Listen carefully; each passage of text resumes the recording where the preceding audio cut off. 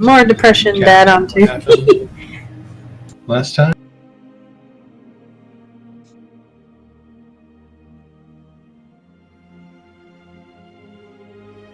Nobody? What? Anybody want to do a recap of what happened last time? Does I can anybody do a have recap, but I don't think that'll do any good. You're dead. So. I I'm dead, so I can't do the recap. Okay, so as you guys went further into the quest, somebody typed something. Oh, okay. Lamorn, you've been nominated. Oh dear. Oh dear. Right. Do you want to do it? I can give it a shot. Okay. That's all we ask.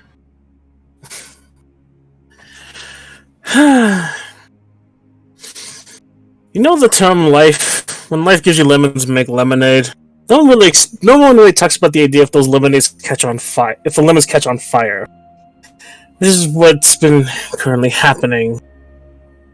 Over the past few days, the group known as the Fates United have been battling their way from room to room to room, trying to find the rightful keys needed to get into the center of the consortium. Each fight cutting extremely close to either bending between life and death. And unfortunately, the fight tilted a little bit too hard, and in a moment of what could be described as just bad luck, part of the team got separated into a previous room that they were running from, while the rest were forced to contend with an unusual mixture of these frog-like people and apparently self-explosive toads, which Leo had the unfortunate task of basically feeling the wrath of two of them before coming back up.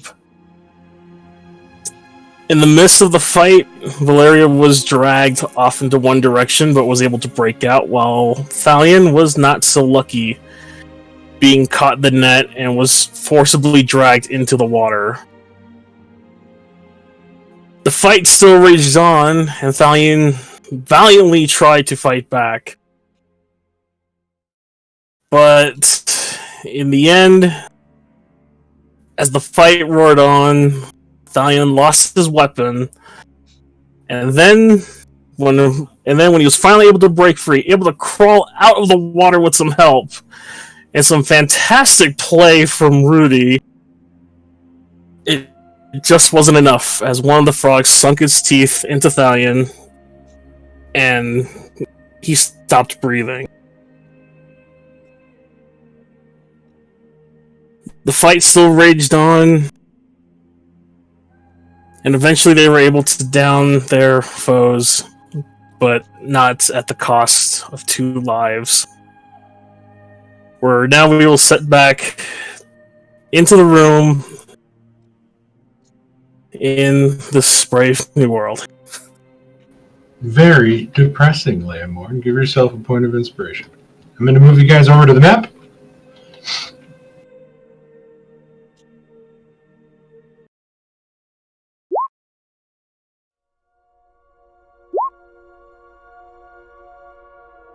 You guys find yourself in the sort of saltwater, tangy, dank, musty, moldy air of this Kuatoa layer inside the Aquatus.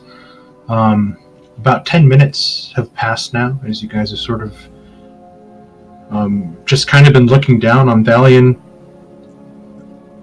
sort of in shock, as the bodies of these creatures still float around inside the water orb Elise is standing next to, and the other bodies just sort of litter the ground and litter the water. Again, the muck and blood have sort of started to pool in the middle like a kind of film of oil on top of the water, and everything's starting to settle now that nothing's splashing within and kind of kicking stuff up. And it was Drummond and Rudy sort of looked down and saw that there were objects on the bottom and what seemed to be some sort of glowing, pulsing light. As they dove in, they found that there were coins, thousands of coins on the bottom of this pool, sort of interlaced, covered in this thin, moldy layer of, I guess, algae and different sort of things. Hold on, Falk, I will... You should be able to pull the observer token on, and I'll be there. Yeah, all I see is my dead body and the 2 dead cats. There's the observer.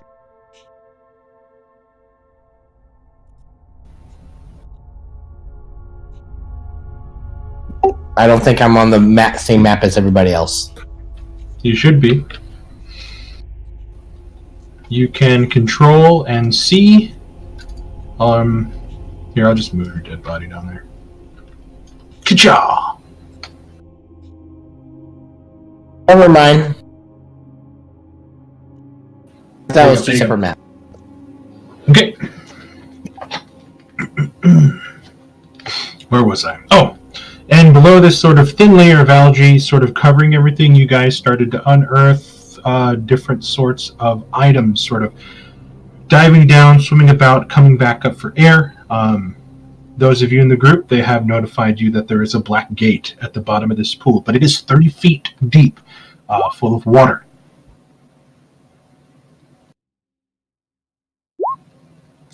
What would you guys like to do? Well, I dove down to retrieve Thalian's weapon because Yes. I think he deserves to. Because I remember it was very important to him. So yeah, you did dive down. This one wasn't covered in algae as it was a fresh drop, along with some of the ruined nets that were cut out. And also some of the items dropped by these creatures, some of their crude spears and other nets that they had. And also just remember that currently right now Leomorn is concentrating on a polymorph spell that only lasts an hour. And those of you that were in the room that saw that the rat he polymorphed the Kuatua that was casting magic dove into the water channel here and swam underneath. And you guys do not know where he went, but you guys do have some sort of hour time limit before maybe something might happen. So.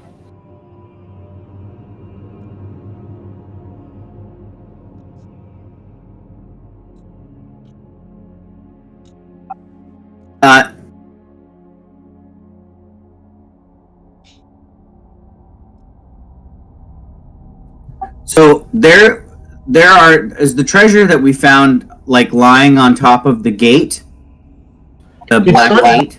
It's kind of weird. Those that dove down saw that the coins left a sort of mound, but there's that weird pool. I guess pool scum would be the best way to kind of describe it. There's this layer of pool scum that's kind of laying over it, and underneath it you can see pulsing the sort of light from the black gate, as we'll say that maybe Rudy or Drummond swam over and sort of wiped it off with their hands, and they saw that the black quartz crystal laying on the bottom, not floating up, just kind of staying in the bottom where it was, is sort of glowing with that same sort of light. Okay, and the rest of the items are just kind of stuck in that pool scum algae stuff? Yeah, and you can just sort of move your hand across, which will like pull some of the scum up and kind of make things a little bit murky, but you can definitely see what looks to be like a backpack. Some of you guys find a couple swords, just different things like that you're able to pull in and kind of move about. Yeah, so I guess to gather all those coins as a group, it'll take about 15 minutes. If you plan on gathering all the coins that I listed, which you guys have plenty of time.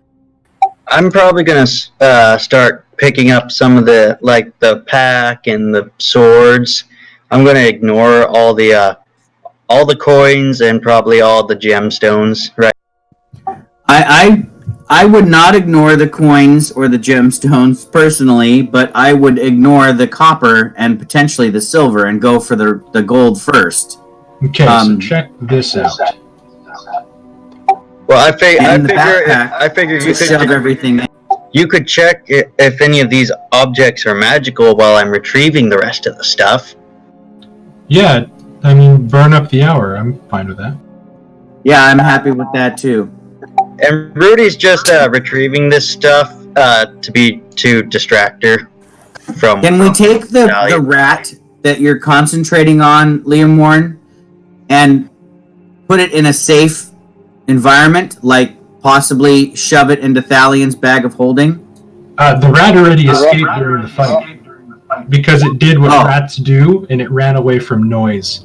Gotcha. On bigger creatures. Yeah, I'll point the direction it ran off, and like if you're willing to track it down, be my guest. Well, okay. Actually, my thought then is if it ran off into a small space, was it small when you first polymorphed it, or was it larger? It was as big as these fishy bastards. Then end your concentration right the fuck now.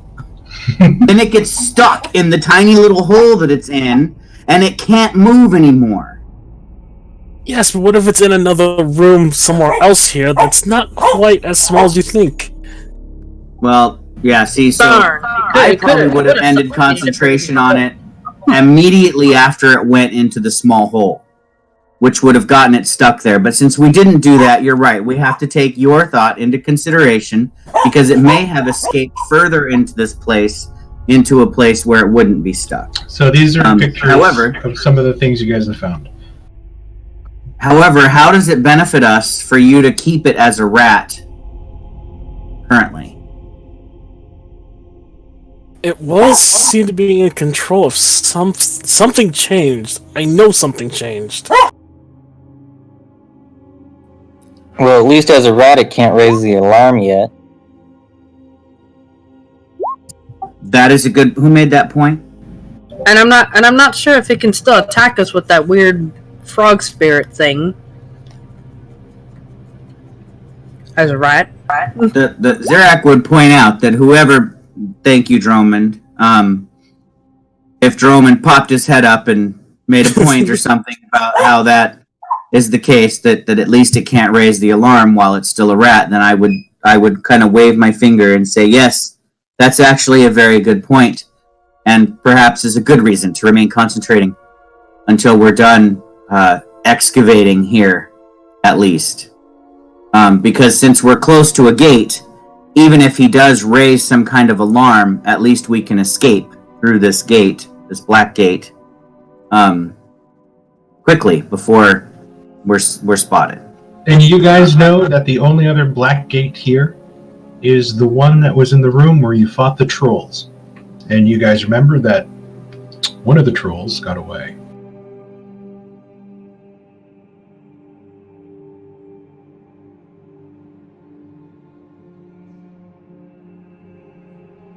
So what would you guys like to do?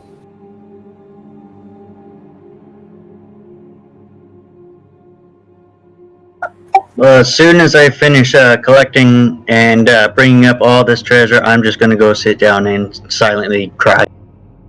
Okay, I would like to start trying to put stuff inside the backpack, like the gems and the gold coins.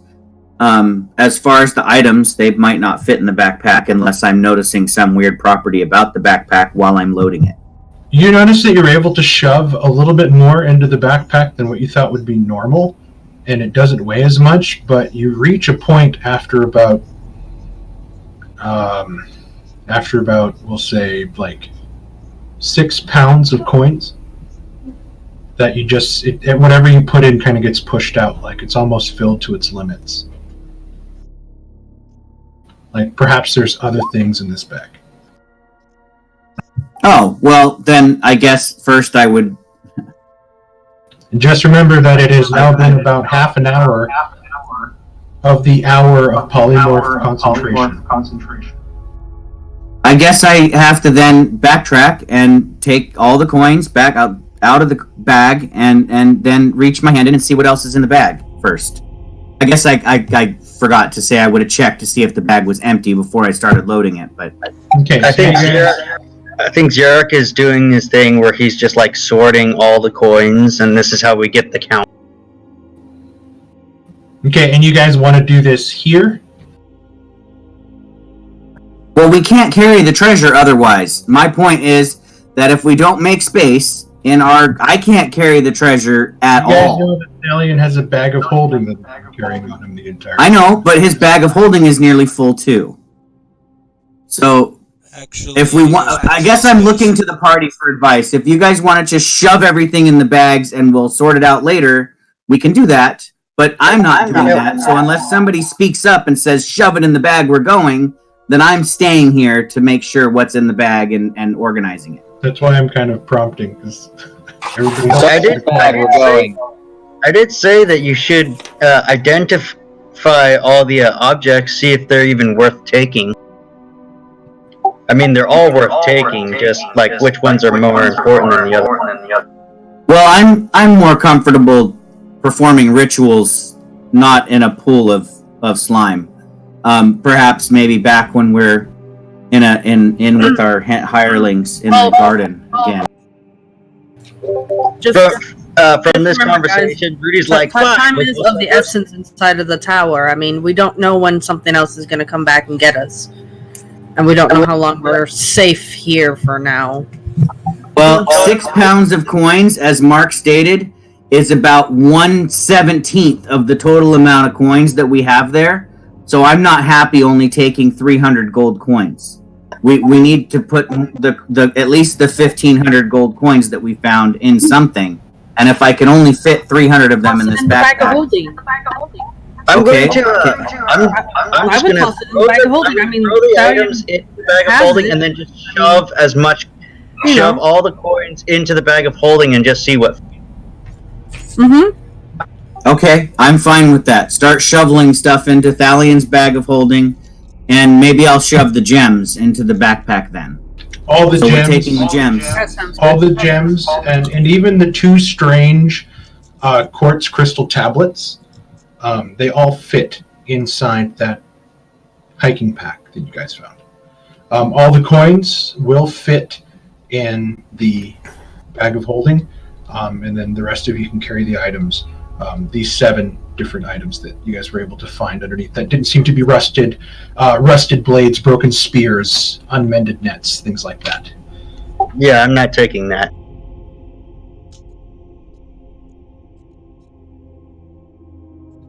And I mean, just remember, if you guys don't want to take all the copper coins, you can just take the silver and gold as well. So, I just Well, in the throw that interest out. of speed, I don't think we have the time to separate. I was if so you've ever frustrated, taken I just a jar poured- of coins and tried to pull out all the pennies. It takes a long time to do so. No, I just so shoved it I- all as one big pile. Okay. Yeah, I think we separate out the copper one. We can give the copper to our hirelings. Okay, and then are you guys going to try to sneak past the troll pool, or are you guys going to dive into the water here? I suggest we dive into the water here and use this black gate that's down below. Works for me. Closest one. Yeah, Falk, I was hoping that you would list the stuff that was on your character sheet, because we don't know that, but I guess I would just grab your pack, because I know that I have your lantern and your spell book, but I don't know what else you had on you that was of any value. Okay, So I guess I would just grab your backpack. okay. So during that time, one of you guys were going to head over and kind of get into Falk's bag and just grab it. Yeah. Okay, easy enough, and then I can list all that stuff out. So what I'll do is I'm just going to move you guys to the garden.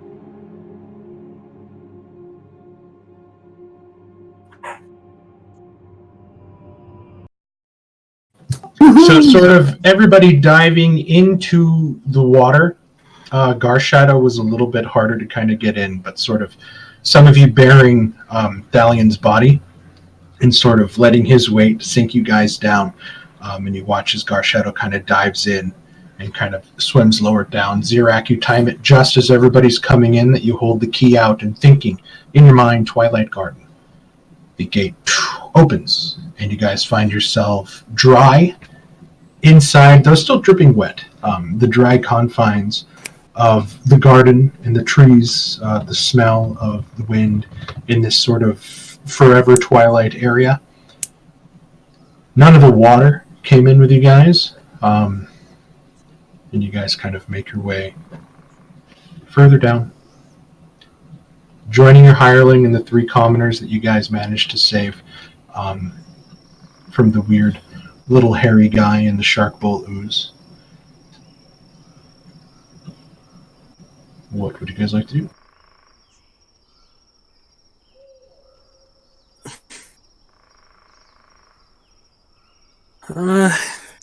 I would like to go over to any fire that might have been made by the hireling. The hirelings still have the fire, and it looks like Faye is over there cooking a bunch of fish.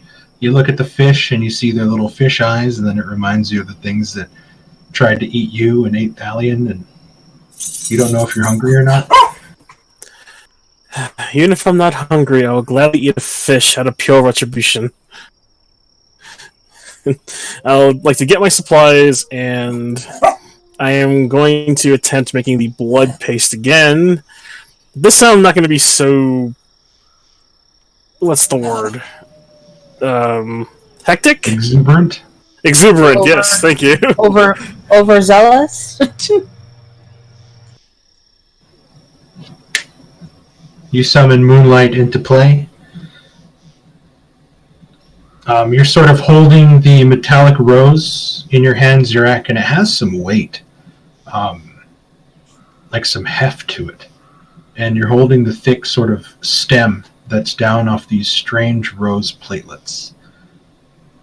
And you watch as Valeria's sort of looking at you like, I wouldn't mind having that if you don't mind. I assume you go off to identify stuff?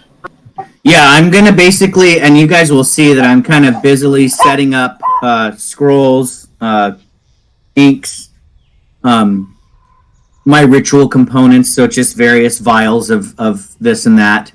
And I'm going to open up like my magic shop. If you want things identified, you can bring it. But I am content staying here for the next 20 or so hours. I would like to study the new spells that I have magically discovered in my mind, as well as perhaps copy some scrolls that we have found into my spell book. But yes, anything you guys want identified while I'm over here, I'd be happy to do so. Even going so far as to use my remaining spell slots for the day to cast identify. Well, I'd have to rest and prepare it, I guess. I don't have it prepared, so never mind on that. I'll have to ritually cast it until we full rest.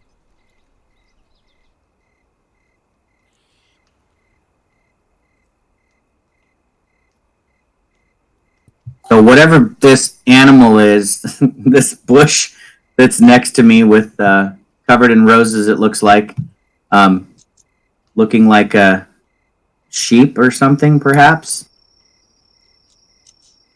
Look, Mr. Frodo, Pig. it's an olifant.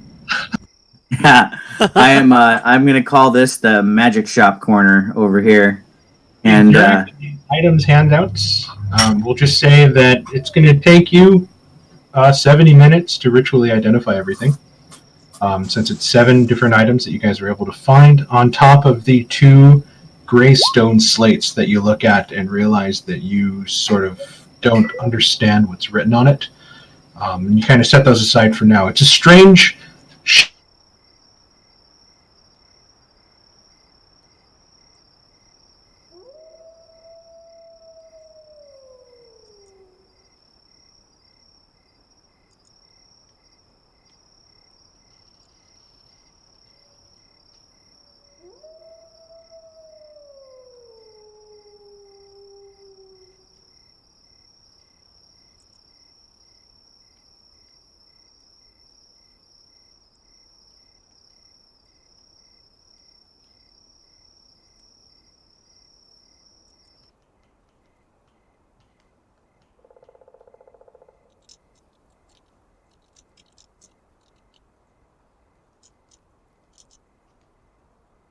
exactly?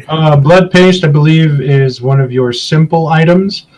So that usually just takes you can make it during an hour short rest. You can make 4 of them during a long rest. Well, no, you can make 2 of them during a long rest because you need 6 hours of sleep to fully recover. But it sounds like Xerac plans on wanting to stay here for a bit, and I think everybody might be in that same mood. You guys also have the problem of Thalian's currently dead corpse that may, show signs of decomposition within the next 24 hours. Well, just keep washing him. Get like a sponge bath kind of thing with the stream water there, and just kind of, you can keep Anybody the got body for a a pack day. of ice from outside we can have? I can cast my cold spell on him, I suppose. Rare frost might preserve him a little bit if you It's not rare. rubbing him with salt. I could prestidigitate him colder. so that way he doesn't bloat. Weekend at Thalians apparently is what we're going for today. We'll say, if you look like you're casting something like that, Garshadow probably would growl at you coming close. And just remember too, Xerac, that the key, the voice inside that key spoke to you and told you to bring him to Mother. I do remember that. I'm going to bring that up to, or did I bring that up to the group? You have not I thought I brought it up. mentioned. Okay, then I will bring it up to the group after we've recovered some, because I need their spirits a little higher before I suggest something like that. And somebody needs to muzzle that lion before I suggest something like that. I'll try making the 2 blood paste, and then afterwards I will attempt to at least help Garshadow calm. Okay, you make the blood paste. Just subtract that gold from your alchemist supply gold that you have, and then you have 2 things of blood paste. Okay.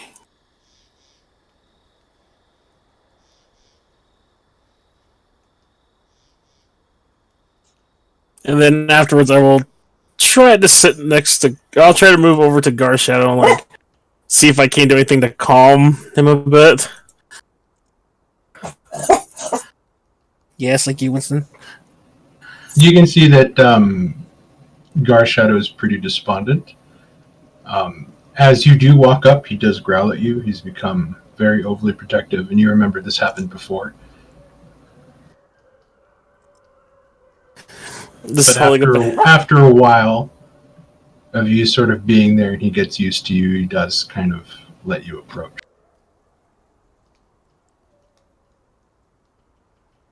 Just figuring a presence that's not so dead might calm him a little.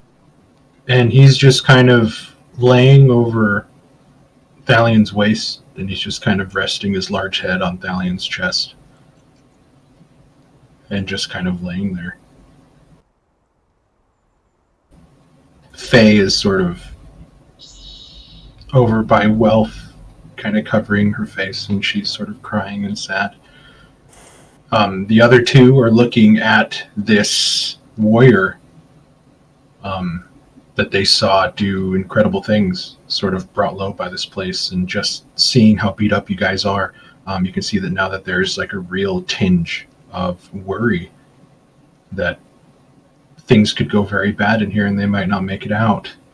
And it's just this dour sort of mood is becoming infectious.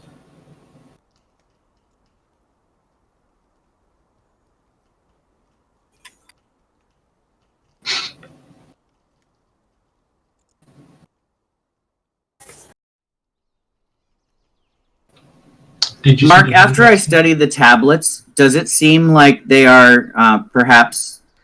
do they have magic on them? Are they scrolls? You're talking about the 2 stone slate, the slate gray tablets that were found at the bottom of the... Yes. So as you look at them, you do see the very sharp contrasting, strange runic writing. And as you sort of try to focus on it, they sort of morph and move somewhat with your eyes. Like, it's very strange, and you have to sort of peel your eyes away as you kind of feel them sort of focus and blur, and then you pull them away and kind of shake and look. But sort of decorated just underneath the runic letters on the first tablet, you see that there is a engraved picture, large stylized carvings of what seem to be tentacles. And you sort of set this thin slate plate over to the side, and you look at the next one, and you see this one has multiple what seem to be other tentacles, but these tentacles end in serpent heads. And these are like small carved out reliefs that sort of set a background behind these strange moving runes. It's that weird thing where if you look at it out of the corner of your eye, you notice them moving.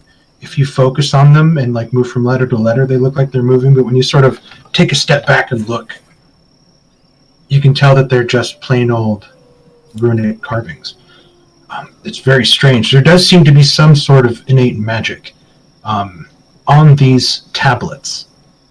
But this is definitely a language or lettering that you're not familiar with. If I take the time to cast Comprehend Letters as a ritual, since I know that one, would I be able to make... Absolutely. In fact, next to the items in the handout sections that you can also identify, you should see greystone slates. And when you finish the ritual and you touch the lettering, you are immediately, I guess, sickened, knowing that this is the language of deep speech. You immediately think of the professor, and you kind of take your hand away and kind of take a step back as you feel that sort of like oily kind of tingle crawl up your spine as you begin to read this very strange spell, the Sign of the Black City. And you kind of take your hand away. You sort of curiously place your hand over the next one, and you begin to run your hands again, and there's this urge in you to stop. Like, don't go further, stop, stay away, but you sort of keep going. This is your intellectual mind wanting to know more, fighting with your sort of primal fear of a human being being completely frightened of the things that sort of go bump in the night. And you find that the second tablet with the serpent heads, it reads out as a spell called the Seed of Destruction. And these are terrible, terrible spells. Extremely powerful, but you're just not quite sure. Yeah, if you could ever use these without completely selling your soul and or blackening your heart.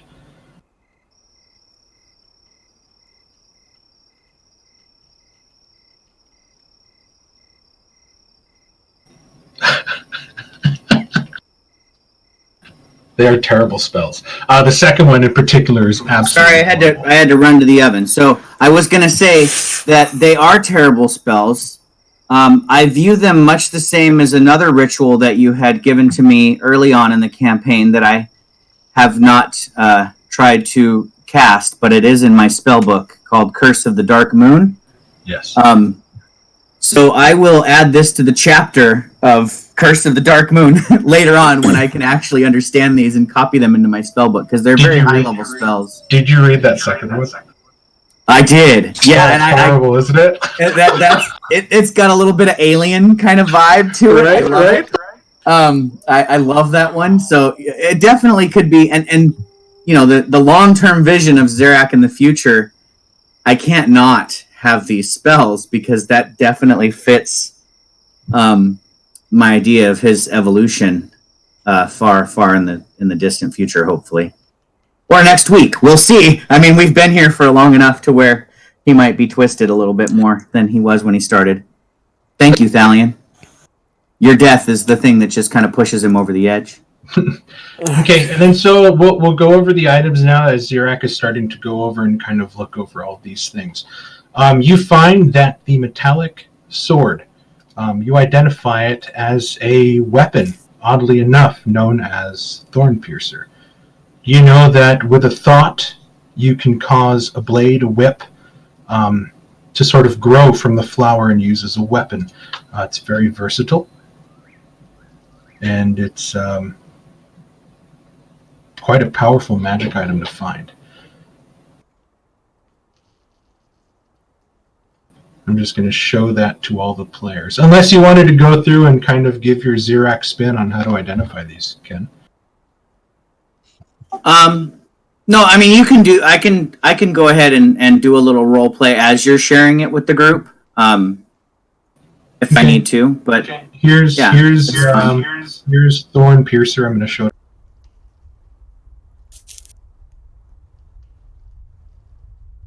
Did that work? Can everybody see?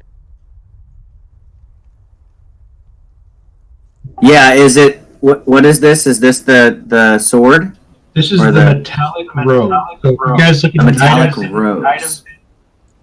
you'll find this thing called Thornpiercer.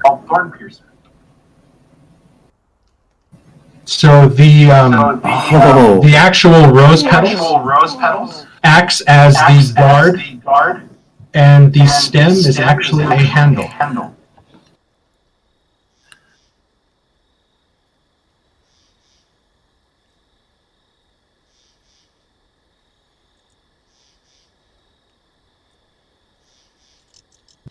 So as much as Valeria was interested in the rose, as I explain its function, it seems like something that Valeria might be less interested in utilizing, other than keeping the metallic rose in its rose form. It seems like something more suited to Rudy. However, Rudy has a weapon that fits her very well already. But I do explain that it can be a variety of weapons. It could be better than Elisa's little crossbow that she uses every once in a while, yeah. She actually dropped that crossbow and lost it in the tunnels. Yeah. Remember in the rat tunnel, she lost it a long time ago. Then yeah, So she has no ranged weapon. it does make sense for Elise to use it, and I think she's proficient as a bard with all of these weapons. Well, other than whip, nobody's proficient with whip. Well, fighters are when you're proficient with all weapons, simple weapons, and martial weapons, aren't you? Fighters can use a whip, but I mean, we don't have a fighter in. Well, do we have a fighter? No. Was Stallion a fighter? No. Stallion was a ranger.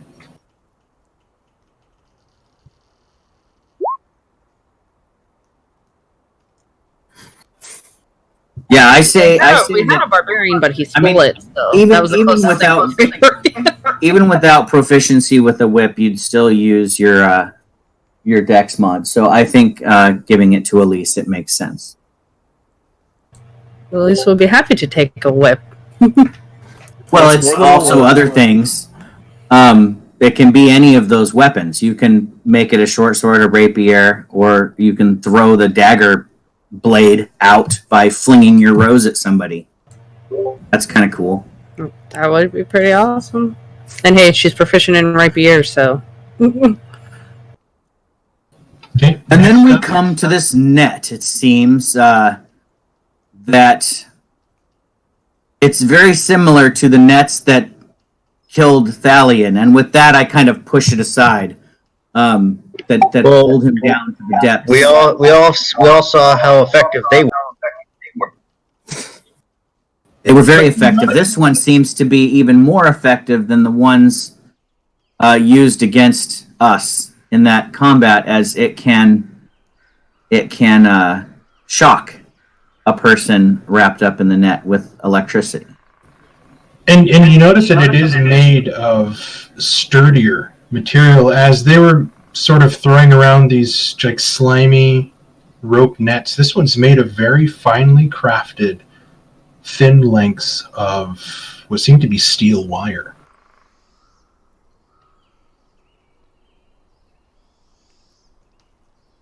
Oh man, if I was playing somebody that used scimitars, I would want this freaking sword. But I think it makes sense to give it to Droman. The next up is scimitar. I'll show. Yeah, and so I would explain to Dromond, or to the party and at all, that this blade is a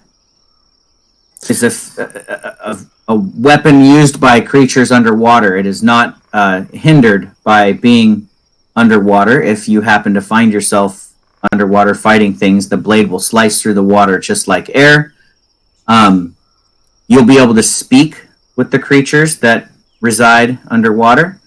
And because of its serrated nature, anything you hit with it will bleed excessively after being hit with it until they bleed out. Even a minor wound could turn into a very serious injury over time if it's made with this blade. That's rather a harsh weapon. I like the flavor text I found for it. It seems I do like like it's that. fitted for killing.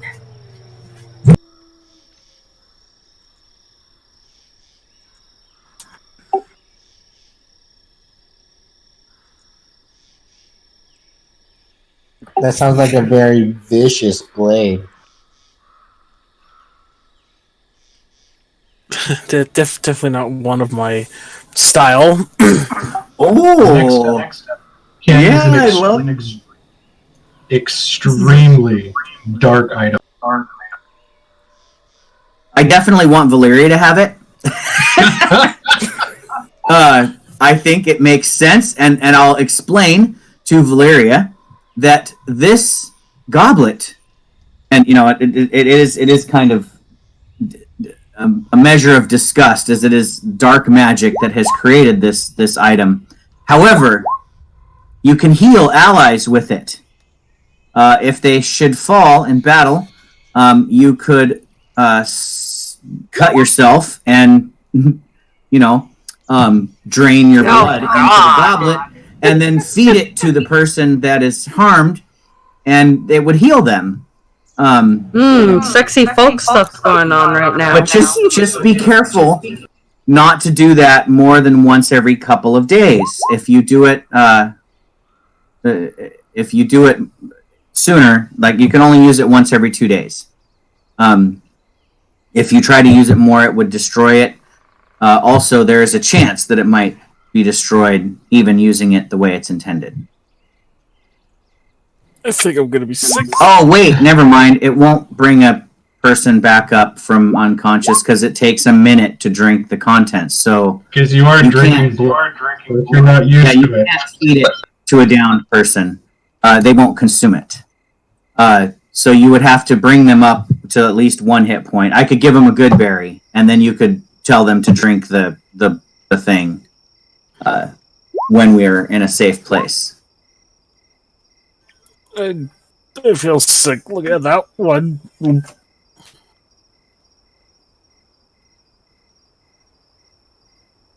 It definitely sounds like something that Oh, Falls would have stop being enjoyed. such a wuss, Leomorn. You've seen But- worse. In fact, worse. Had worse. Do you guys do you like the name, Ken? Yeah. I think didn't we meet? Wait. Group B had faced off with her once. Yeah. Nice. Nice twist.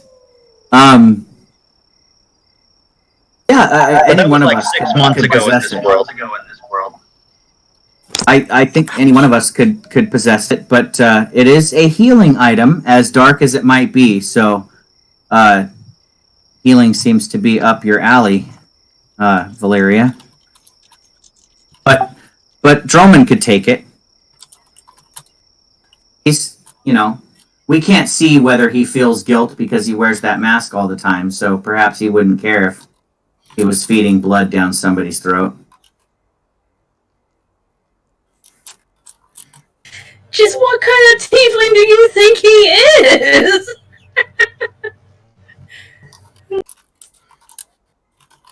I can't tell. Maybe- He needs to take his mask off. If it means saving your life, Zurek, I will shove whatever I have to down your throat. I do not. I believe you wholeheartedly.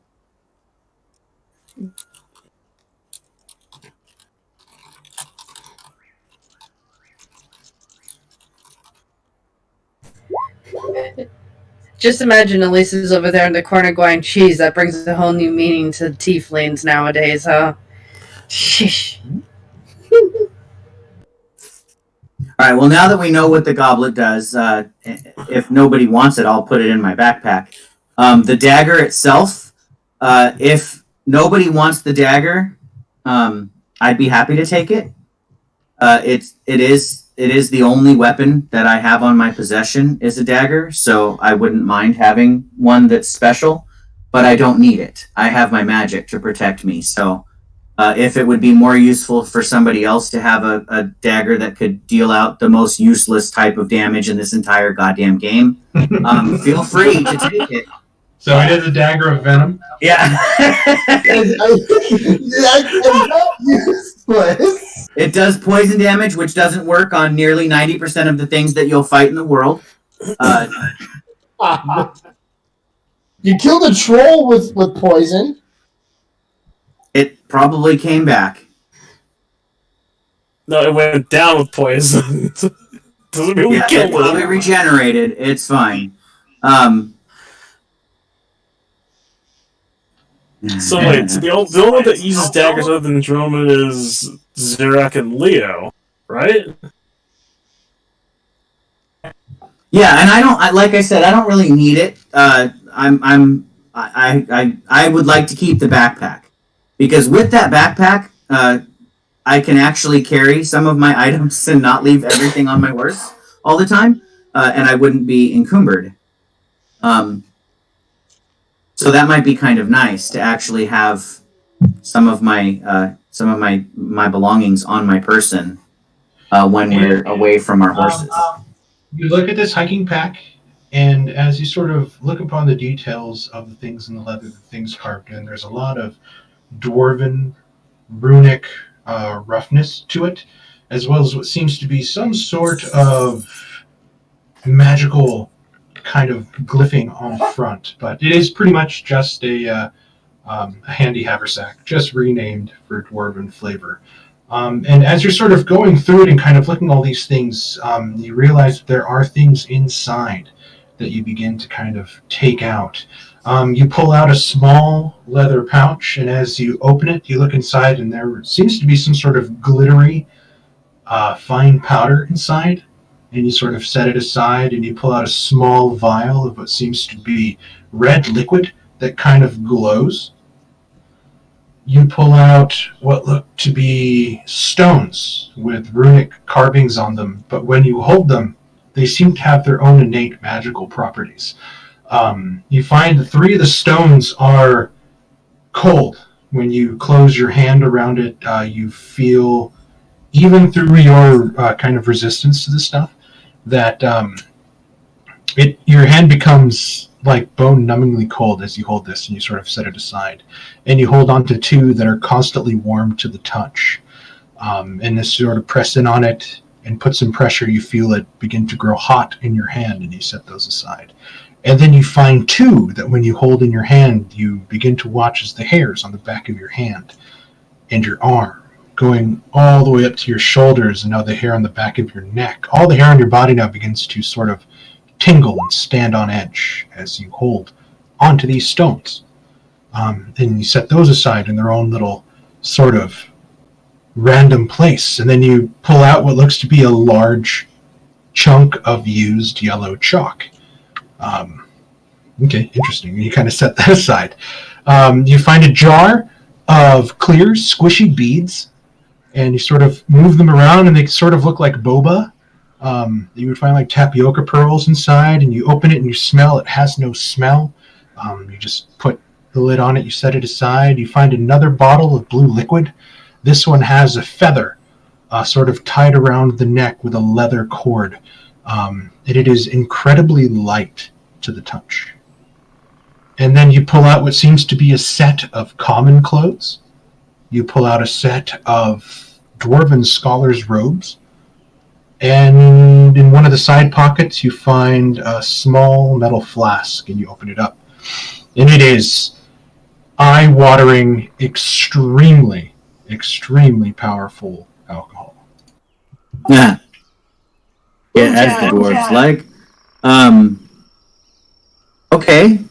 I feel like the potions or the vials, I can kind of guess what they may be, but I could identify them later. I can place them back in the backpack. So just I to will save leave. time, I'll show you what they are, so you can. Yeah, and I'll leave the clothes out, as well as the flask. Okay, so this is the blue liquid. Show that to everybody. It's called floating oil. When you rub this on an item that weighs 20 pounds or less, it becomes lighter than air for the next hour.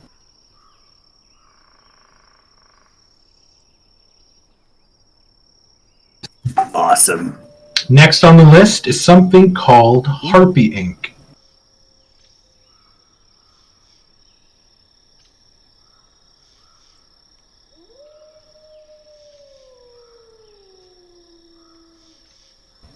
And as you guys look over all these things, Laymorn, you're looking at this stuff and seeing that it's not sort of magical potions, but perhaps some things that you might be able to recreate in the future, depending on what they are.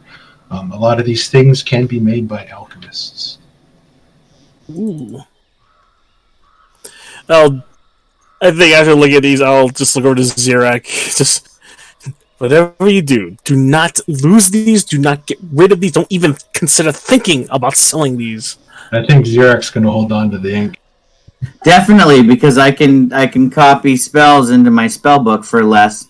I can also write little love notes to Valeria, and she'll just be charmed by me when she reads them. Yeah, but after 24 hours, she realizes that you charmed her.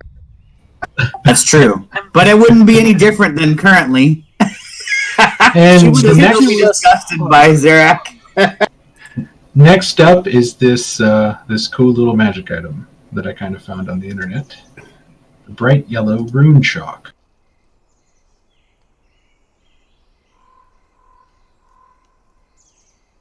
So with this chalk, you can draw symbols on the ground, and you can get these sort of different things from it.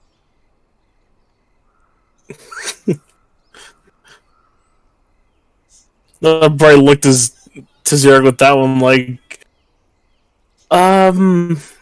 that's an interesting one. I especially like the cross.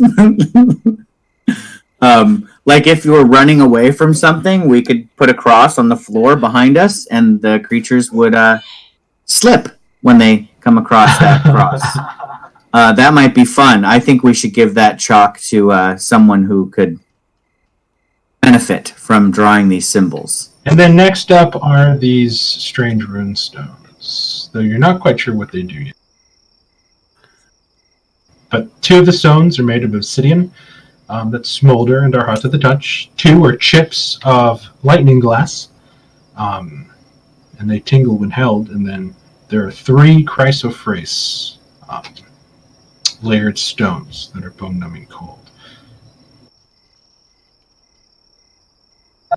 I feel like these might enhance my magic somehow, so I'll hold on to these little stones. Maybe they make my fire spells better and shocking grass. I'll actually, since Leomorn uses shocking grass more than I do, if you're interested in the lightning glass, I'd be happy to let you experiment with them. You want to take those 2 lightning glass stones? Sure. I'll take them off your hands. Besides, that happens to my hair already. Yeah, they might have similar properties to the. I have an item. Let me see if I can find it here. As it puffs up.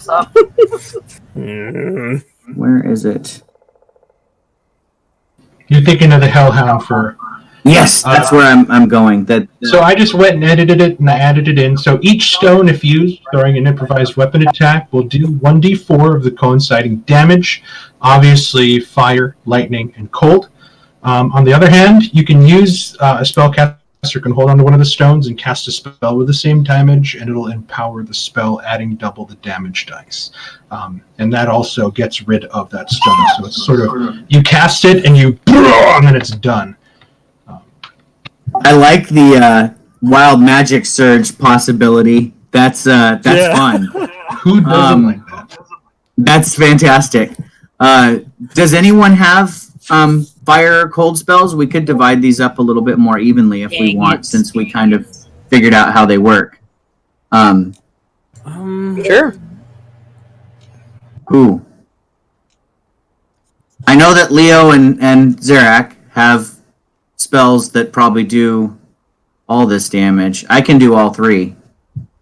I could do two. The third one is either by choice or by random luck.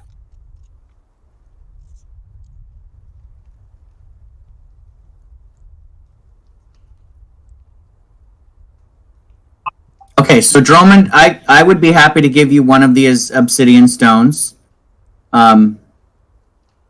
But since nobody else has a dedicated cold magic, I'll take those and I'll just give the two lightning ones to Leomorn. And then last but not least, you revisit the small little leather pouch and the sort of glitter powder inside. And after going over it, and then with alchemical analysis by Leomorn, you guys realize that this is fairy dragon dust.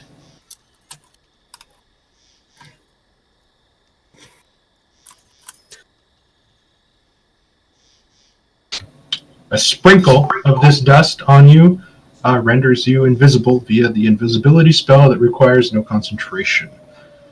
But just like invisibility, it ends if you attack or cast a spell.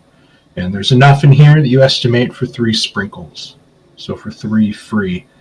I would. So if we get into trouble, 3 of us could get away.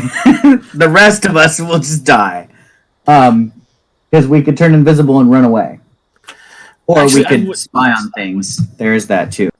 Actually, I would suggest that we hold on to at least a sprinkle, because maybe we could produce this for us. With the right ingredients, perhaps you could create it with your alchemical skills. But until we have the ingredients that are part of it, I don't think... I mean, Drummond, you're already sneaky enough. Nobody ever sees you when you're moving around in a fight.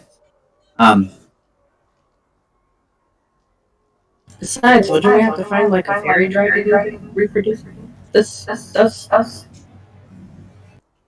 Yeah.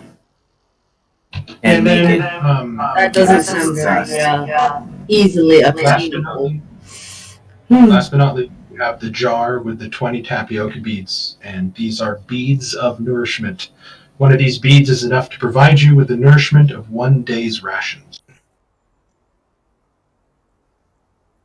Are these just dehydrated good berries? I was just going to say that.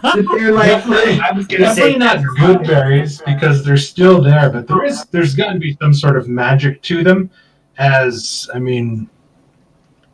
the description is these spongy, flavorless, gelatinous beads dissolve on your tongue and provide as much nourishment as 1 day of rations. The nice thing about them is they last more than a day, right? So they're preserved.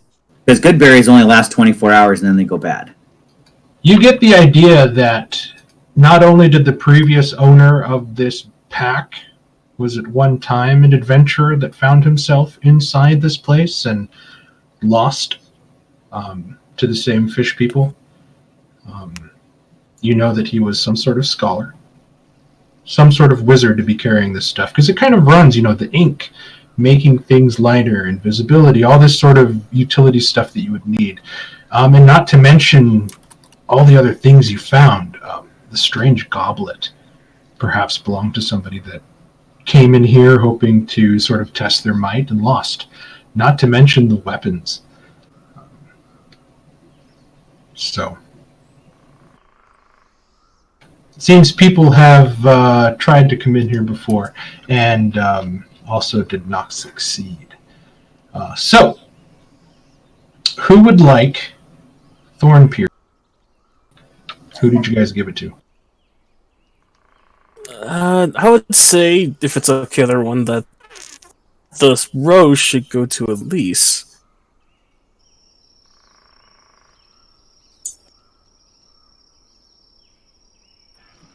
Mark, these magic runestones, do they in order to empower a spell, does the spell need to make an attack? No. It could be like, what do you call it? It could Because be like the only Fireball. fire spell I'm talking about is Hellish Rebuke, and that's a save. If you describe to me that you're holding on to the stone when you cast Hellish Rebuke, I'll say okay. Okay, good to know. Thank you. You just devour the magic of the stone and it empowers that. And if Hellish Rebuke is considered a spell, then it'll double the damage dice. But just remember, if they save, like if it's, I'll make the caveat that if it requires a save and they successfully save, it's going to cause a wild magic surge. At that point, I'm probably just trying to blow something up anyways. Yep. Okay, Elise, I've given you Thornpiercer. Who wants to carry around the galvanic steel snare? Thank you, thank you. Oh yeah, we didn't decide. I think Leomorn should have the galvanic steel snare as all the animals congregate towards him. So just remember that this thing has the heavy property. It has the two-handed heavy property.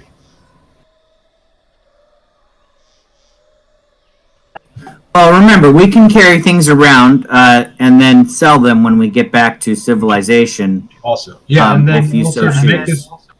to make this attack, he's probably going to have to use his strength, and I don't know if Leomorn's that buff.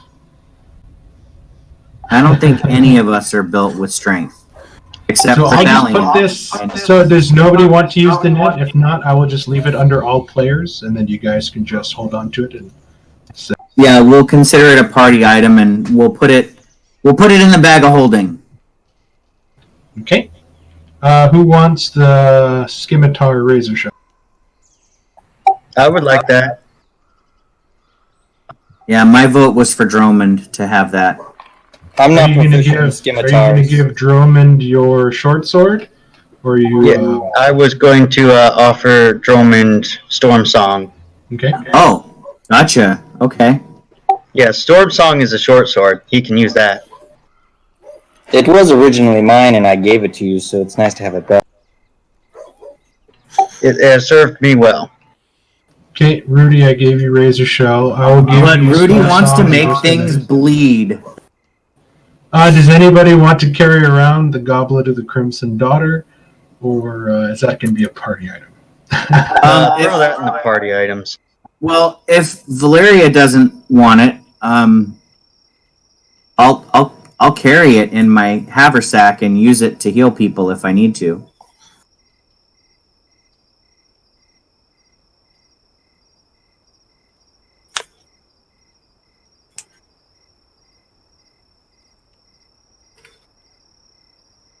I don't think I could stomach using that. Anybody hold want on the to it, I dagger of venom? suppose. So no, but if I I think emptied my blood into this I goblet, said none of nobody you wants will the drink- venom dagger. I'll take it too. Drummond, did you say you wanted the goblet? Yeah, I can hold on to the goblet. I end up healing people anyways. Okay, fair enough. I'm adding it on my list. I'm dividing the treasure up too, so I'll put it on Dromond. Yeah. Did anybody want the? Did anybody want the dagger of venom?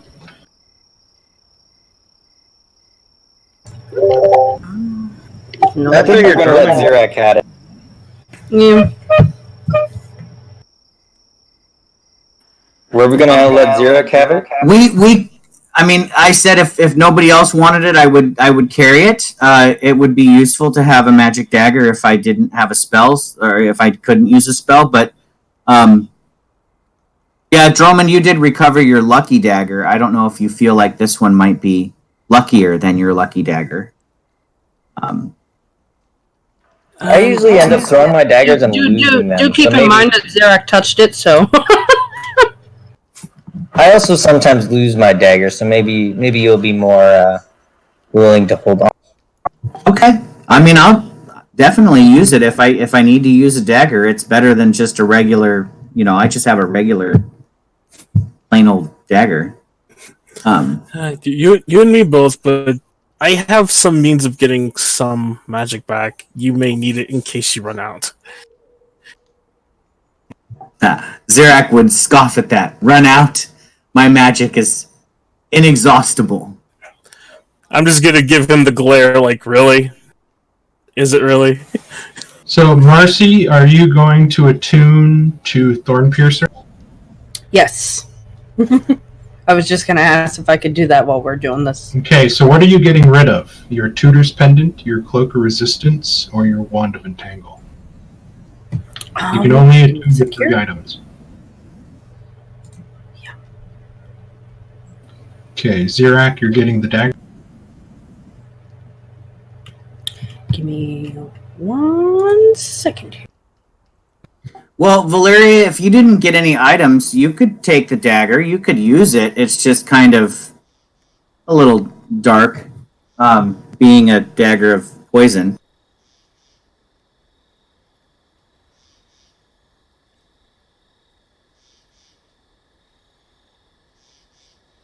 Oh, that's true. You like your mace.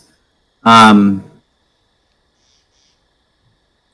make sure I'm not going to be over-attuned as well. So just know, if you de-attune to the Wand of Entangle, you can't use it during battle. But I don't know if you've used it since. So I am currently attuned to 2 items that I don't want to de-attune to. So how many can I can attune to? How many more? You can attune to 3. Everybody can attune to 3. Okay. But luckily for you, the dagger doesn't need attunement.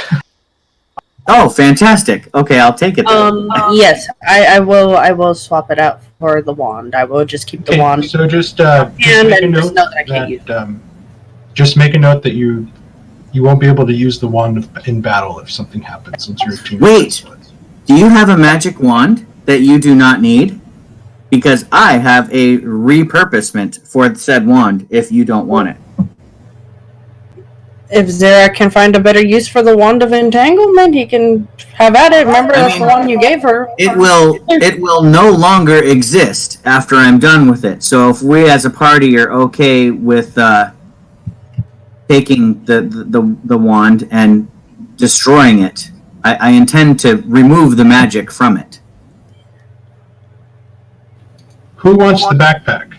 I want the backpack.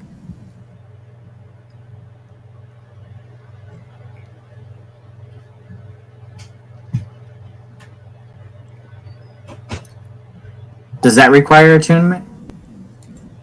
The backpack does not. It's just like Awesome. It's just like a bag of holding, except it just doesn't hold as much as a backpack. Right, which is fine. I can put my spell components in all the little pouches. I love it.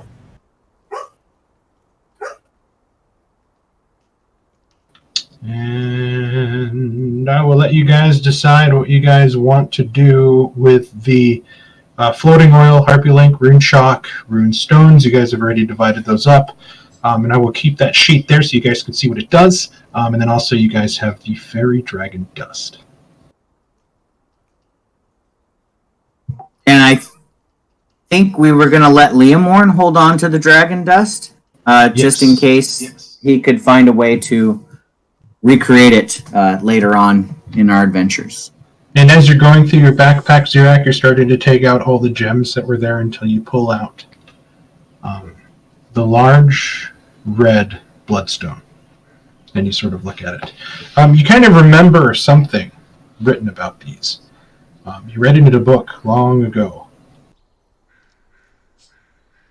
I don't know if you remember. There's a strange book you read. Let me see if I should have it on here. I gotta find your character sheet. I mean, I have that abjuration folio. You read a book before, and then you kind of tossed it offhand because you thought it was kind of ridiculous. But it was called Abjuration and Minerals. And the person was speaking about how they felt that bloodstones and blood diamonds were far superior than any other sort of spellcasting focus crystal or any sort of other crystallized stone that you would use for spell matters. You're definitely smart enough to remember that. Yeah, it was a long time ago. Yep, I'm smart enough to recall that. So if it can replace my implement, I guess is what you're saying, I could use this bloodstone as an implement instead of my crystal focus. So we'll say you remember that, and you decide to identify it. And so you do. You find that this is a red beryl crystal, bloodstone. And it is a crystalline infusion of a humanoid's blood and soul. The closer you look at it, the inside of the gem almost moves like fluid as it sort of dances and wakes out with light. This is a +1 spellcasting focus. So if you cast magic from Abjuration, Conjuration, Divination, Enchantment, Evocation, Illusion, and the Transmutation schools, you get a +1 to hit and damage, as well as a +1 to save DC. But since this is a stone that's seemingly made of dark materials, this is a Falk item, any Necromancy school spell gains a +3 to hit and damage, as well as a +3 to save DC. Ooh, that would have made your spell save DCs really high, Falk. Well, in memory of this was only found. A Necromancer. lot of these things were only found because Drummond and Rudy teamed up and crit on their investigation check. So that's what I will gladly use this as a spellcasting focus and fondly remember Falk's burning corpse while I do so.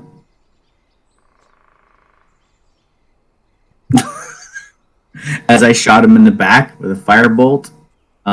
Yeah, that's fantastic.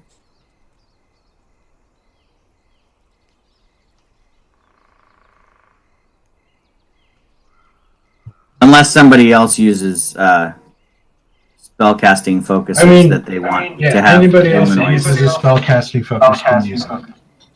Yeah.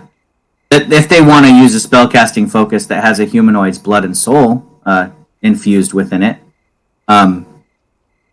you're welcome to, Valeria. You could probably embed it onto your shield and have like a soul that you cast spells from. That's cute.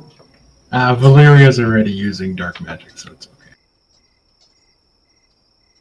Well, I don't want to take all the items. What about you, Leo? You have a spellcasting focus, don't you? What is your focus? Are you using the wand? No, mine is a crystal in my glove.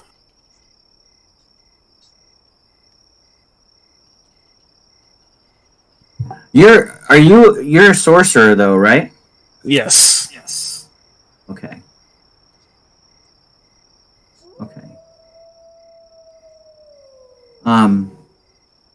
Yeah, I mean, be happy to. I don't have a magic spellcasting focus. Up to the party. I'll leave that one to the party. I would like to use it. Is that the crystal key that we've been using, or is that something else? This is definitely something else. This is one of it's a large gemstone that you guys found on the bottom of the pool with some of the other gemstones that you guys dug out with the coins. And you guys found quite a bit of other gemstones, which I think Zirak will be giving out. Yeah, I was currently dividing them up, but I didn't know that some of them had a special property. So if this... I will just let you know that that is the only one with a special property. Okay, good. So I'll remove that from the ones I'm dividing up, since that's an actual item. You know what? Here, screw it. There's no sense making you guys wait to get them appraised. So what you guys found, all the jewels in total, the one large bloodstone, which the Ark said he's going to hold on to. The 5 orange carnelians are 50 gold pieces apiece. The one large chalcedony agate is 150 gold pieces. The 6 deep green chrysoprase stones are 50 gold each. There are 4 fist-sized cut citrine gems that are 100 gold pieces apiece. 2 large quartz crystal tablets. You have no idea what these are, or even 4. 3 baseball-sized red, orange, and black striped sardonyx gemstones that are 100 gold pieces apiece. And there are 7 golf ball-sized star rose quartz gems, 50 gold piece apiece. And I'm going to copy and paste that. Yeah, I just noted it down too. So, Mark, those tablets are not the ones that had the spells on them? No, the ones that had spells were they were granite slate, heavy stone, Okay. but they were super thin, like paper thin, which you were mostly surprised with the fact that it was slate that thin that they were actually able to carve all this detail and all these letterings on. And then there are 2 quartz crystal tablets that are just these clear quartz crystal tablets. Nothing written on them. And yeah, nothing really kind of special about them. They were just down there at the bottom of the pool. All right, so I have these values now. I can actually divide these gems up a little bit more evenly than I was. I was just going by the fact that there were 24 gems divided by 6. You get, and then going down the list, like you get this one, and I get 3 of these, and blah blah blah. I figured that's what you were doing, but some of them are worth more than others. Yeah, so if I have these values, and I guess in roleplay we could ask Dromond and Rudy maybe to put their heads together and see if they could appraise these, and these can even be ballpark guesses, and we'll just go off of that as I divide the treasure up. So I there's assume a brief- Dromond would be able to guess at the value of certain gemstones. What are you insinuating? That Dromond is good at pocketing gemstones that look valuable. Well, these aren't valuable. I'll just take. Yeah, these are all trash. Just hand them over here. So there's a brief moment, just a good couple hours where you guys are sort of talking amongst yourself, looking at these new things, and it was a couple hours of blissful forgetfulness, until like the literal elephant in the room when you guys kind of walk about and see kind of Thalian's body at rest with the lion laying on top of him, still unmoving. And it kind of brings the mood down again. You guys are just trying to rest, take it easy, and really trying to figure out what your next step is.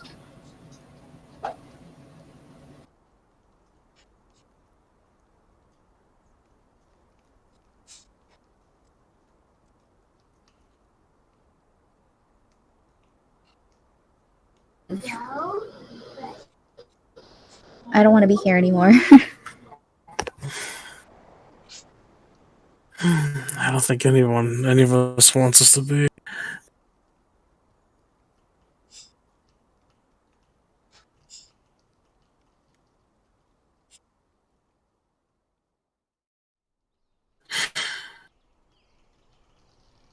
Take us to get down this mountain, but we have to figure something out.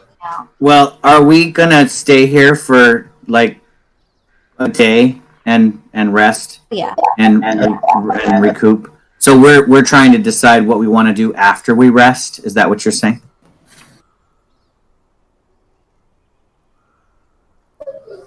Okay, so my response to that, and I'll do it in character, and I'll look sadly, a bit forlornly at Zera or at Thalian's slowly decomposing, somewhat ice-covered body, and say, well, we came here for our friend Thalian, and unfortunately, he did not survive the ordeal. I don't think that he would expect us to remain here without him in this place.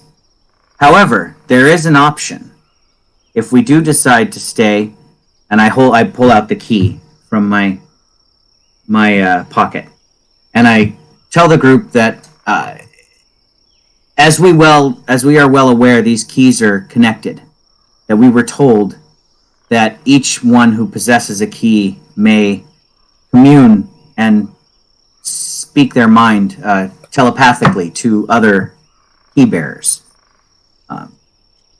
I apologize. I must apologize to you as I did a bit of lying.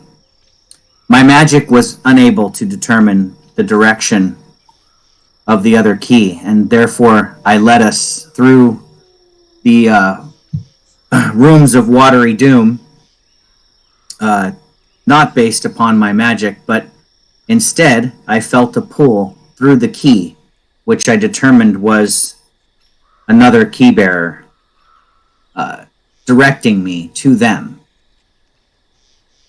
This voice or presence suggested that we could bring Thalian's body to the mother, and he would be given yet another life in service to her. And at first I would agree with you, Valeria, that my instinct is to say no. What we have to ask ourselves is, what would Thalian want? If Thalian thought there was a chance that by being brought back from the mother, that he could be reunited with his love, I know that personally I would do anything to be reunited with Amara, even perhaps selling my soul to some higher power, if it was possible. That's part of why I made the willing to give his soul up to this mother, since he was so bent on breaking his loved one away from this mother in whom trapped her here to begin with. I'm pretty sure he would kill her. The mother. And we don't know that's what the cost would be. I'm just saying that the voice through the key told me that that we could bring Thalian to the mother, and she would offer something. She was not clear, or the voice was not clear what would happen. I don't think any from. But if what you're saying is true, that Thalian would not accept that bargain, then what you're saying is that Thalian loved his person less than I love mine, which is totally believable. He was rather harsh. He was a hard person, and perhaps his heart just wasn't as big as mine. Love cannot be measured by such a simple thing. I'm sure you know that. And I snap back at Elise and say, love is measured by sacrifice. You know nothing of that. Do I now? As she just kind of turns away from you.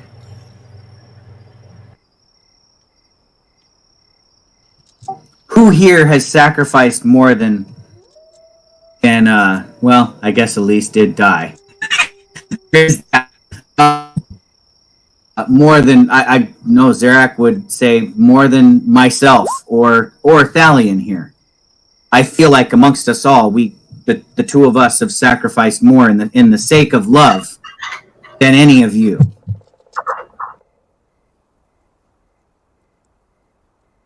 Who is Chris Lagozo? I am unfamiliar with this person. Yeah, he's a Chris very- has sacrificed. Chris has sacrificed 3 players. I He's a lost very- 3 characters. Yeah, that's why I clarified in the name of love. You didn't sacrifice anything in the name of love. You sacrificed in the name of folly. You love the lantern. Anyway, that's Zarak's speech. With that said, I cannot make up the group's mind, and I will not carry Thalion's body single-handedly to Mother. So if we as a group of adventurers do not think that is how we want to honor Thalion, not that we don't want to take the chance that he would be reunited with his love, then we're making the assumption that the person he came here to find is beyond our reach and beyond his reach now that he has succumbed to death. And if we're okay with that as a group, then I am okay with that as well. Do you think Thalion would be appreciative of owing his life to the one who keeps his lover captured, enslaved? I cannot answer what Thalion would appreciate. What I can answer is that if I had one chance to see Amara's face again and have her smile upon me with the love that she had when we were younger, I would give anything for that. And so he has. Even give myself to someone who I despise. As we all know, the whole reason I lay with Sin was in order to reunite with Amara. Even that detestable action, and I say that with my fist clenched, the disgust that I feel with myself is worth it if it brings me one step closer to Amara. How long have you been hunting? How long has he been searching?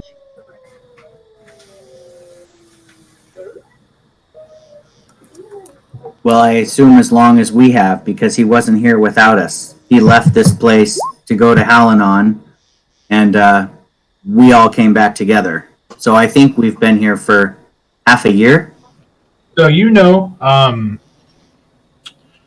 that Thalion received a letter when you guys were in Brayburn, because he sent one out before you guys left Halanon. You guys know that Thalion was here. Valyria knows especially that his girlfriend was alive when he left, because she ran for him. As he was leaving, and she even asked him, who was that? And Thalion's like, kind of embarrassed that he was leaving his girlfriend without really saying goodbye. And it was after everything was done in Brayburn that you guys agreed to go investigate the woods and then head to the Barrowlands. This whole thing has been about, I think, a 3 to 4 month journey, as you guys have kind of made your way over here. So, I mean, you guys have known for about 3 or 4 months that something was going on, but you did not find out that she went missing until you guys arrived in the Barrowlands. Just due to the mail correspondence in general that he was responding to. We have fought tooth and nail since I joined you, at least. And I've seen at least 3 of us fall in battle. We are barely holding off as it is. Good intentions does not win the war.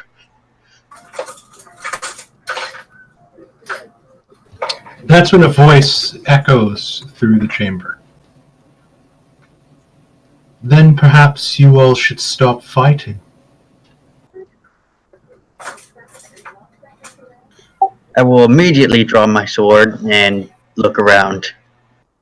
Yep, glove. You watch glove sparkling. as through the mist of the water spout in the middle of the pool, a spectral shape begins to take form.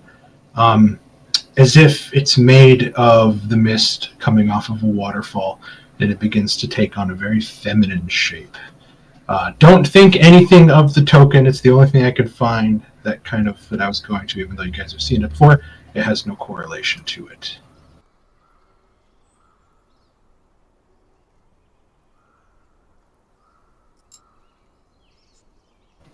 Such a sad bunch you are. It's a pity. If you're ready to give up, I'm more than willing to help you. If you want.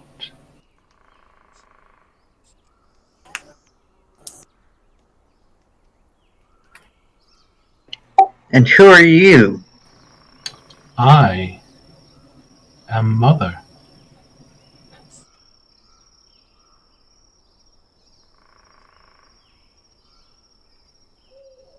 And you are guests in my home.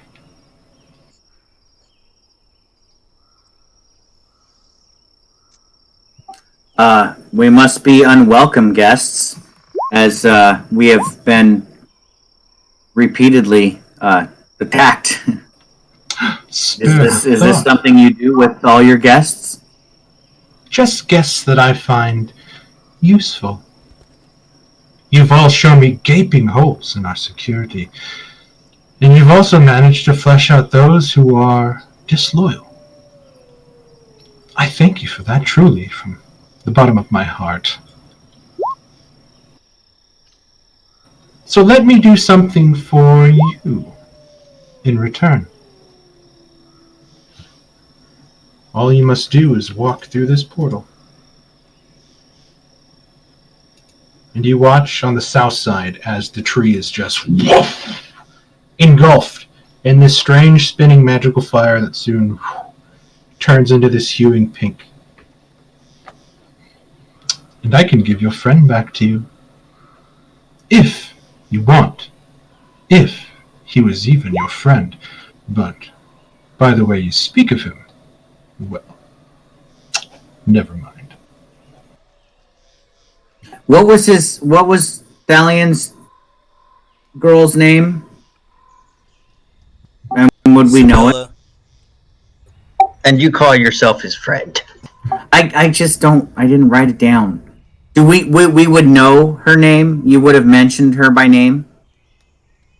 Right? Probably every other letter, every word. Okay. So I would say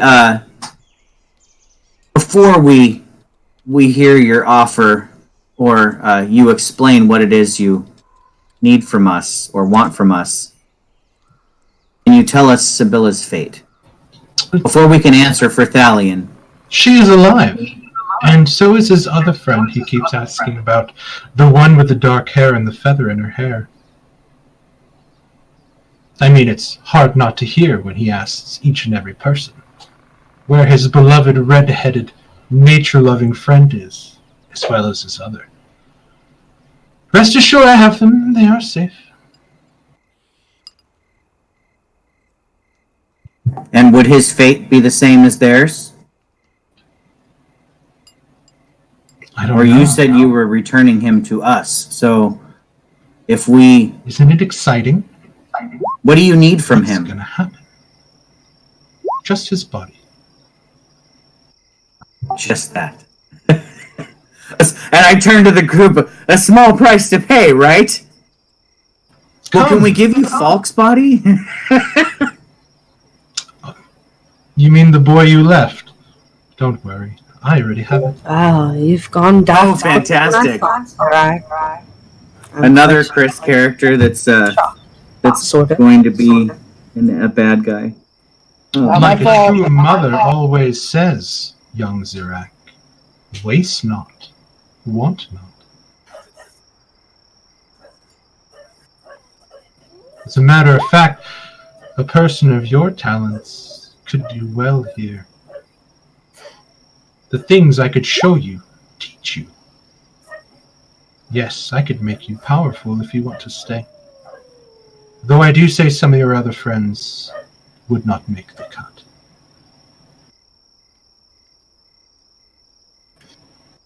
Your mind is ripe inquisitive, hungry for more.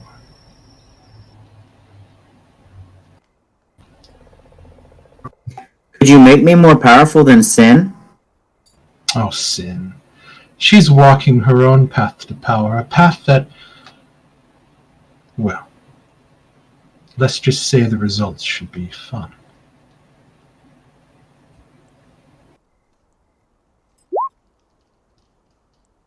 I assume she did know Sin. Rudy, do you ask that? Yeah, I'll ask that. I know her very well. She was a student here once, though I caught her trying to steal. She has become very persistent, so I let her. And now she's starting a chain of events that will lead to something glorious. I believe you shorter-lived souls call it the long game. Hers has just begun, as has yours. Please, join me. Let me save your friend. And you can leave this place. Unless it turns to you again, Zirak. You want to stay.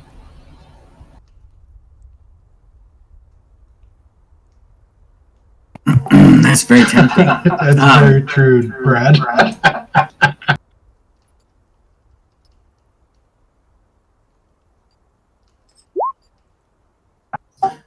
Zirak is a bit hesitant. The last time we were offered rewards like this, it was not in our benefit. And all the things we've witnessed since we've been here are not things that I'd be interested in learning from. Come, Zirak. Come to me. Bring the body of your fallen. I will gift you a secret. But only if you all agree. And she the spectral shape just kind of holds out her hands, and the sort of watery mist kind of trails off.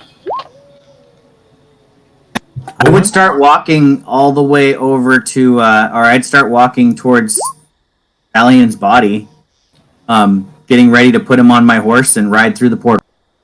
And she goes, and you see her sort of turn her fingers, and you watch as the sort of swirling ball of magic up top begins to shift to a clear snow globe-like image. Or I can let you all out.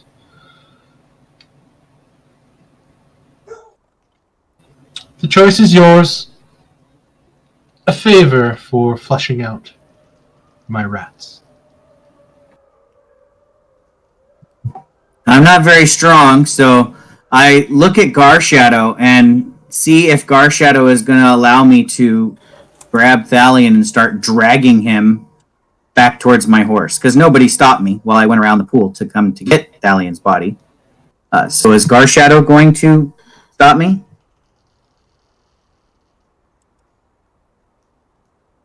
He's unsure. He kind of growls at you. He doesn't know what you're doing. Elise is just shaking Yeah, her he's head acting at very Zarak right now. This isn't the way. This is not the way. I look at everybody and say, is there anything that you wouldn't do for love? There's a few things. But if you feel this is what you must do... Well, she said she needed all of our agreement. But I think that... I mean, I don't know what Thalion would want. I actually look, if at all possible, I would look into Garshadow's face. Garshadow had the strongest link with Thalion. I can't speak with animals, but if anybody here can, perhaps Garshadow can tell us what Thalion would want. Would he want another chance to be reunited with Sibylla? Even if it's under Mother's watchful eye? Or would he want to just be forever separated from her and wander the realms of eternity alone?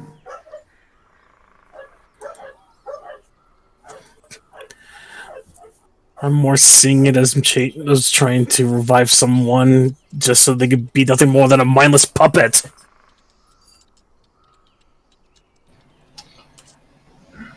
It's like listening to children speak of complex mathematics. You know nothing of magic, sorcerer. You stumbled into this. I'll turn a hand back and charge a ray of frost, just holding it there. Give me a Constitution saving throw, Leomord. Yeah, I would not raise a hand to this freaking godlike being, but that's awesome. No. That's not good. You take 13 points of necrotic damage. You actually watch as some of the water from the pool turns to vapor, comes around you, and begins to sort of singe your skin, causing your eyes to bleed and you to bleed from your nose and mouth. You feel as if the water is sucking out some of the own liquid from your body. Play nice, child, or mother will have to spank your bottom. Just wipe the blood off and spit into the water. Now, I come to you all from the goodness of my heart. If you wish me to leave, say so, and you may exit this place with your friend no longer living, and without the secrets I know you crave. And she looks at you again, Zarek. I raise my eyebrows at her and say, well, I hardly believe there is goodness in your heart. But I cannot deny that you have power, and that power could be helpful. What is there in a mother's heart if not goodness and love? I would do anything for my little boy.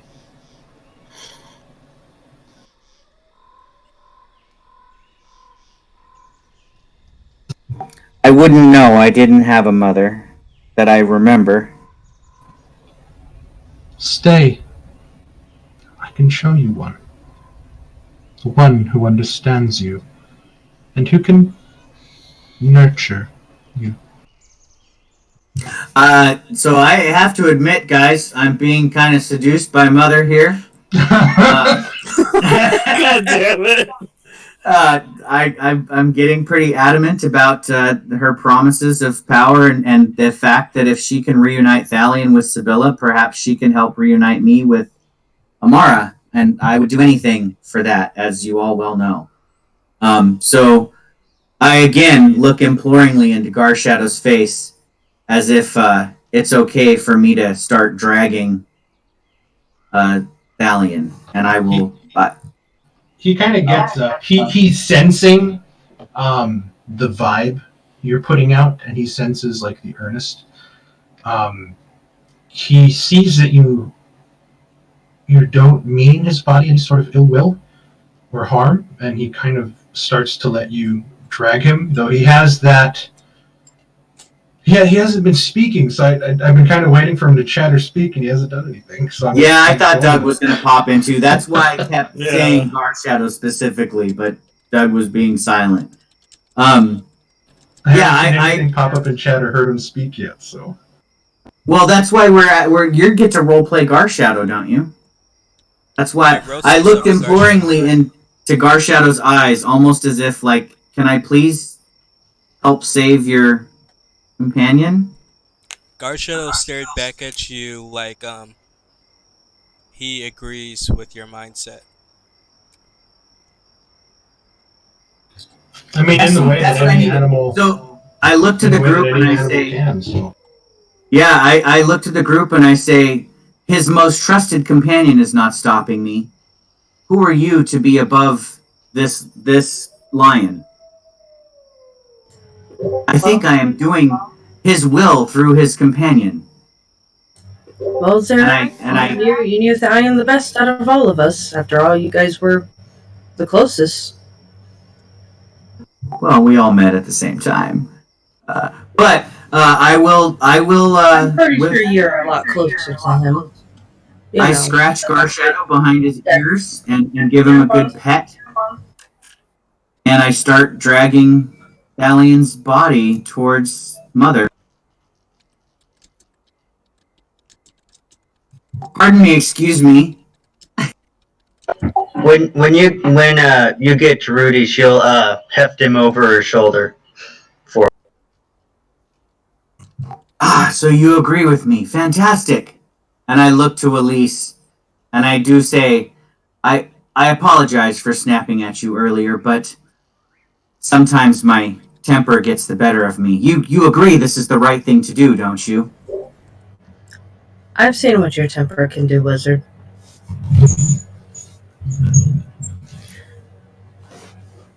But I don't think I know Thalian quite as well as you, so I honestly wouldn't know.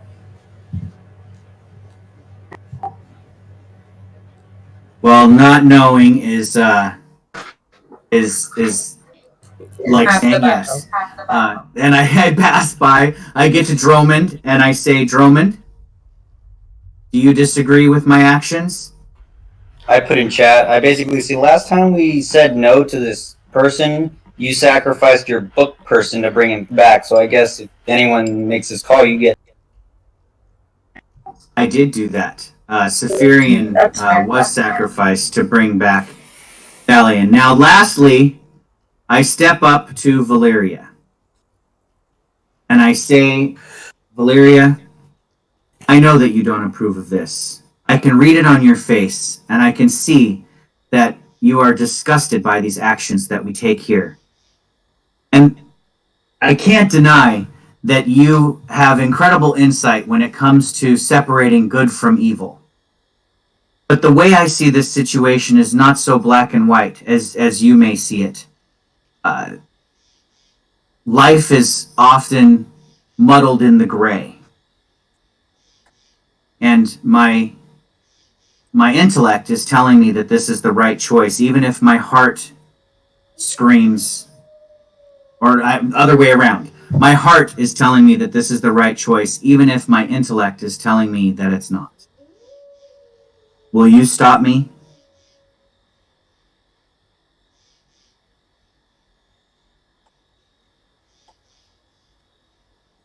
What makes you think that what she's saying is she can bring his soul back, or is he just going to become again a zombie, so to speak, not literally? And I just can't let this happen again.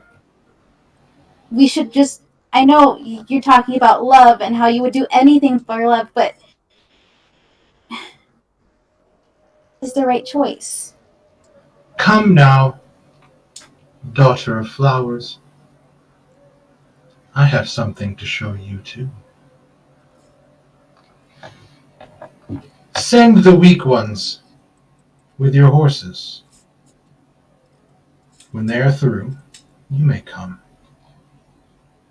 I will not wait forever. So until then, this is goodbye.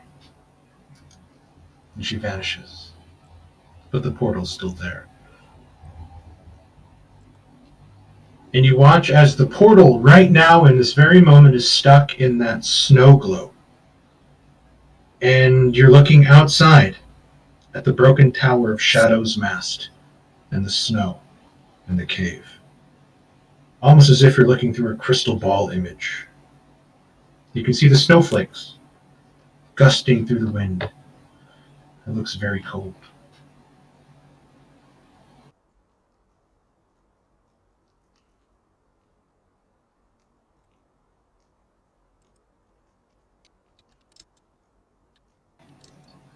What are you guys going to do?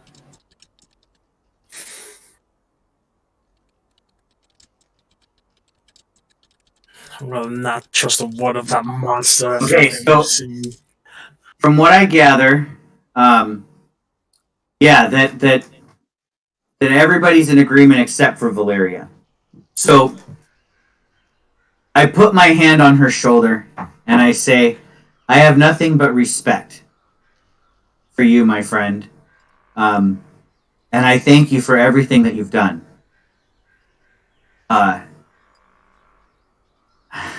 So please forgive me for what I am about to do, if you can. And I would like to push her forward into the portal. Wait, what? And then follow her in. Like, I mean, I just want to shove her forward with me. Okay, so And you down. didn't wait for the hirelings to go first with the horses. I mean, the element of surprise would be lost if I did that. She's going to stop us from going through the portal, I assume. She doesn't agree with this plan. So the only other option I would have is to, like, catapult a rock from the stream bed into her head and knock her unconscious so that we can carry her. I'm just letting you know, I described it first, that currently the portal is stuck to a portal that leads to the outside. In the snow, it changed from earlier, the fire. Oh, I missed so that. So we'll just say that hirelings and horses are gone. Okay. And it's fire.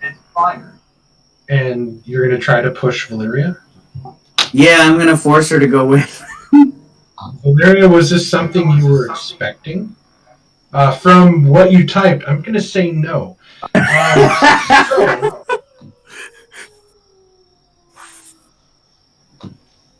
Sorry, Carla. I love it though. This scene playing out like a movie scene in my head. Well, there went our I really want to go with the way Zerek's going with this, because this is very cinematic. That's what's playing in my head. It's a freaking cinematic movie scene right now. But it is a shove. It is a shove. And I don't know if I should give you advantage or her disadvantage. I'm going to put her in her worst nightmare, and I'm going to be apologizing for it forever, but yeah. Sleeping outside of every single hotel we stop at now. Oh, okay, so she typed in she's not going to resist, so you sort of push her and she loses her balance, and she goes through. Those of you still standing around watch as Zirak pushes Valyria through and she vanishes through the flaming portal. And Zirak quickly follows after dragging Thalion. Unless Rudy took Thalion. Like, oh, Rudy, you have Thalion, and you just kind of watch this happen as Garshadow's right next to you. Which, after I shove her through, I just turn around and say, well, let's go. She's through. And I jump through as well. Like I say, what about the... Alright, I guess Zerak's team leader now. What do we have to these lose people at this go with our hireling? Yeah, I was going to say, did they go with them? all the rescued commoners went too.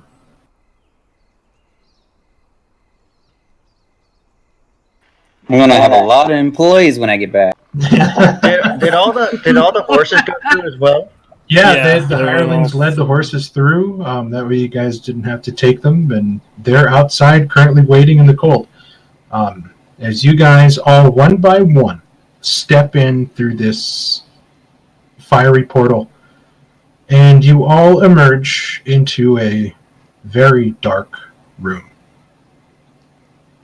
Your eyes begin to adjust now after walking through the bright flames. Those of you with dark vision pick up sooner. Valyria, you're sort of sitting on the ground in shock, looking up at Zirak, who brings up his light spell.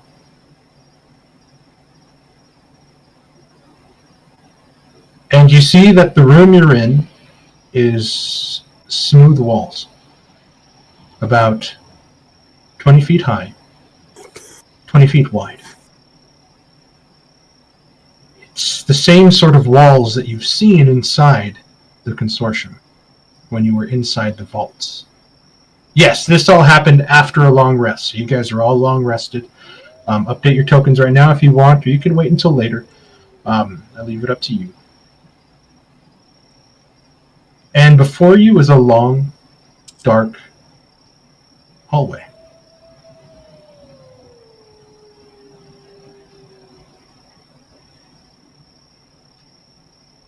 I cast my light about the room and quickly look to Dalian's body and to see if he's waking up at all, or if he's still very deceased. Dead as a doornail. Awesome. I look around and say, well, hopefully she didn't lie to us. I guess we go forward and find out. She's responsible. And for I step back. I step back from Valeria because I'm afraid that she's going to punch me and kill me like she did one of Chris's characters. By Yep. I knew it. I knew it was coming. I read it in her face that she literally killed one of Chris's characters with a punch. So I back away. No, it wasn't a punch. It wasn't a punch. It was literally mace to the face. Continuously. No, she straight up. Go ahead, Valeria. Oh, go yeah, ahead yeah, and give she me a punched him mace on that. attack. Give me a mace attack, but we'll just minus the 1 from the +1 weapon. As you punch Zirak, and we'll just use a -1. That's a 20, Zirak. Yeah, even if I tried to cast shield, it would hit me. It's so not she gonna- socked me in the face. Is that your? Well, it still hits because yeah, she punches you for 2 bludgeoning. Just crack, and it rocks your world. The stars kind of blink a little bit. Moonlight flies off your shoulder and sort of flies around, squawking in surprise. And you hear his Fae voice. Oh my God, she hit you! I look at Valeria and kind of wipe the blood from my face, and I say I probably deserve that. But we're in this together, right? The fate's united, and I turn around and look at everybody. We are united, are we not? We can only go United, forward. but this is not something we agreed on. You took that option away from me by pushing me through this portal. I don't think I'll be able to forgive you for a very long time. Come back yourself. I understand, but it was a sacrifice I was willing to make for the benefit of us all, because we need you. We can't do this without you. And you were the only one that wouldn't have gone willingly. Goddamn, Robert. And with that, I'll start stepping forward into the dark corridor, hoping that my party, who has no faith or trust in me anymore at all, will follow me as I blindly lead us to death and destruction and hell and servitude and forever torture and pain. Yep.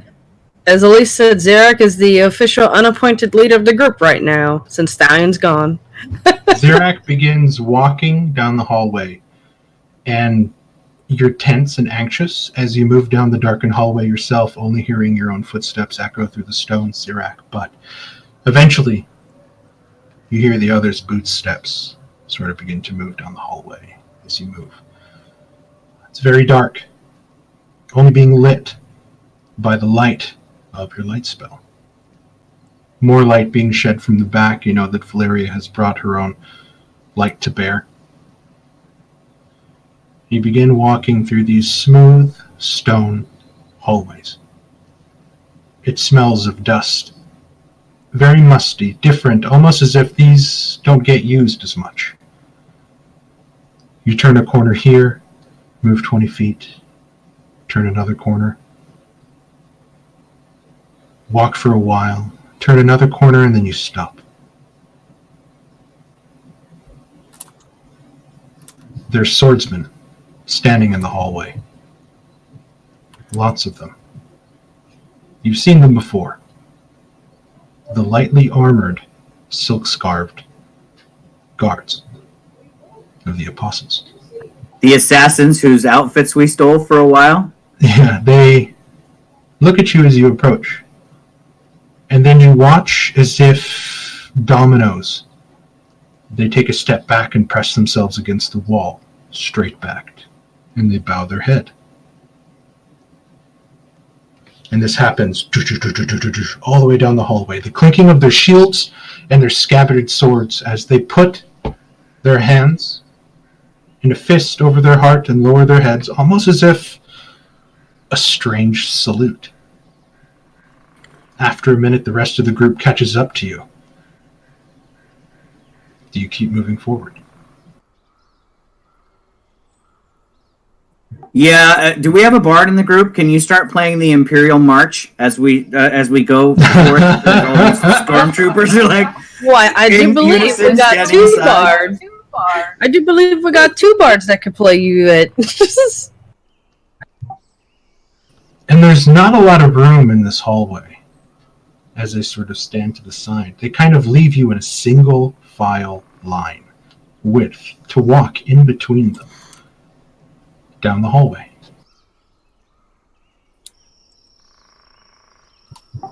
I'll walk between them, kind of nervously as I'm sniffling my bloody nose back up into my face, and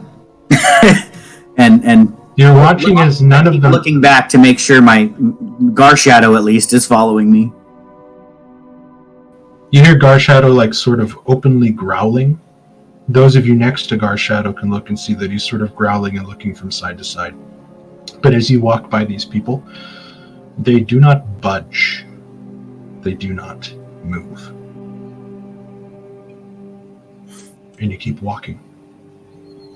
After about 100 or so feet of this long hallway with all these soldiers shoulder to shoulder standing next to each other, their heads bowed, fists on their heart. It's strange, very strange.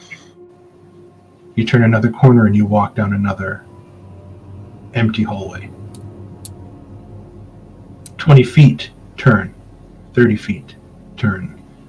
50 feet, turn, stop. Further down the hall are robed figures.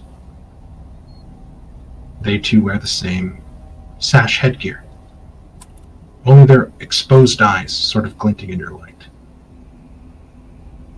One by one they sweep to the side and they bow. Bow low, as if in deference. As if they're bowing to a king.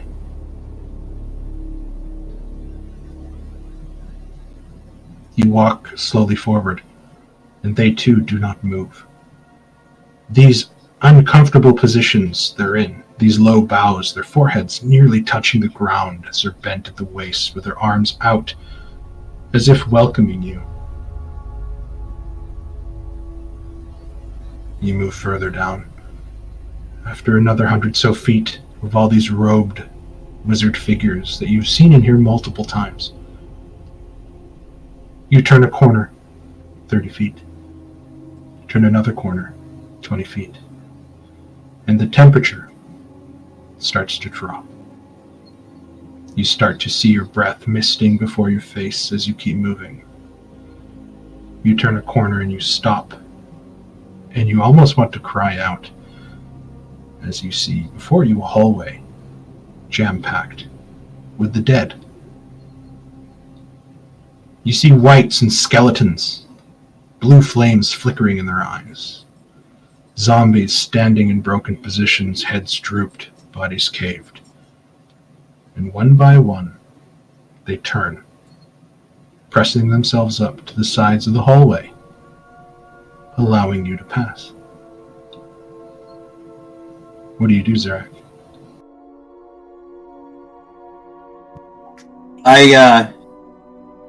I continue walking forward, and hopefully the group is following me, and Thalion is with me. What are you guys thinking as you walk through here and you watch Zarek begin to walk through this very small 5-foot wide catwalk space in between hundreds and hundreds of these undead creatures? Sacrifices must be made, huh? We dined with Sin's little undead boyfriend, so I'm sure, we've been around zombies and things before. Elisa's face is pretty damn blank, void of emotions right now. She's just kind of like, Interesting. Those of you next to Valeria begin to hear her breathing heavy. It almost looks like she's about to panic. Valeria, you do feel dizzy. This is strange. This is probably the most powerful sense of deja vu you've ever experienced in your life as you begin to move through these undead. About 300 feet, you guys walk past these horrors. An unending number. You find yourselves in front of iron-banded oak doors, 20 feet high, 20 feet wide.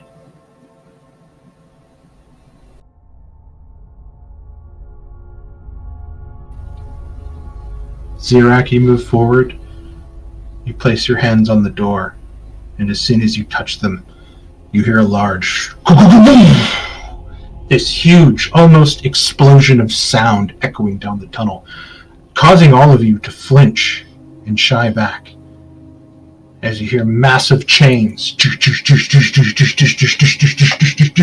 start to open. And the door creaks like a boat ripping in half. And it begins to open on a dim field of sand. Before you, lying in the middle, a stark white marble altar. And as you step through Zirak, you realize you're standing in the middle of an arena.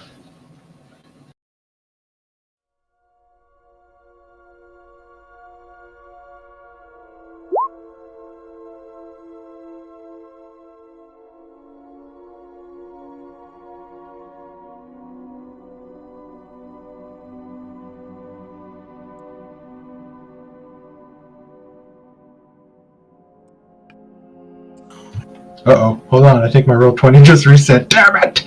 I was doing so good. It's like Geonosis. Okay, so let me describe this to you. I have the picture in my head. Please, What? This is your vision?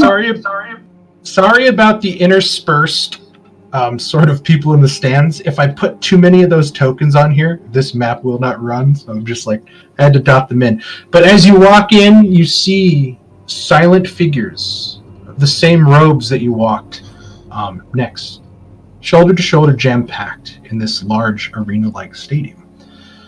And it is frightening. As you look upon all these people and just kind of realize just the brand. These are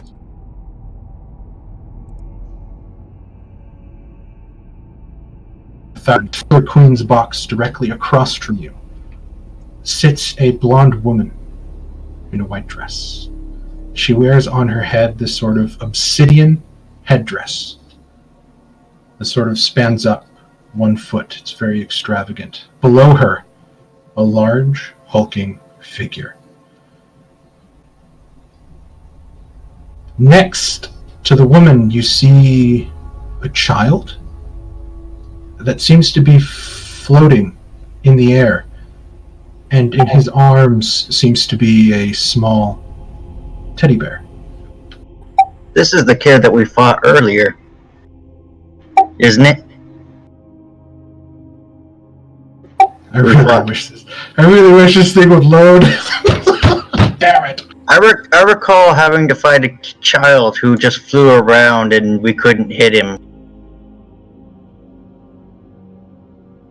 Yes, I think. You meant the one that tried to kill us in an elusive dream, and then barely escaped us. Yeah, the one who burned down an entire town. Mm-hmm. Multiple times. Exactly, and made Valeria relive her worst nightmare. Awesome. See, guys, it was fate that I brought us all through the portal. No, it was you that brought us through the portal. The fates are united, all here together in one place. See? You're welcome. Indeed, together my God, we are it's- united. We are united in our shared doom. Wouldn't have it any other way. Standing behind, Exactly. Good spirit, standing Elise. behind the child, the woman, and what seems to be She a rolls her eyes like, wizard. yay, back to death I go. I think being in hell is a little better than here right now. And behind what seems to be another wizard here to her right, you see 4 armored, what seem to be almost skeleton-like faces wearing very dark armor with black smoke trailing from their collars, almost covering, only leaving the visage of the skull in front of them as they sort of stand there sentinel. And the woman stands up. Welcome! I thought you wouldn't make it.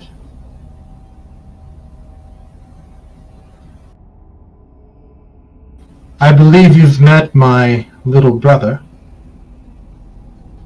And she looks to the right at the boy you knew was Albrecht. And you see him just sort of silently pouting, floating in air, holding onto his teddy bear, as he's just kind of looking at you. Did he have some stories to tell?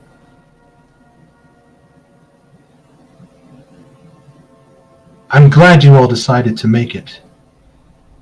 I'm glad you all decided to come.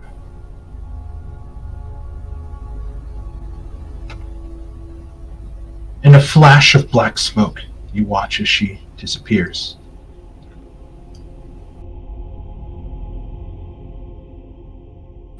Oh no, everything's freezing now. There we go. And she appears in front of the altar, and she holds out her arms. Bring him forward. Lay him upon this altar.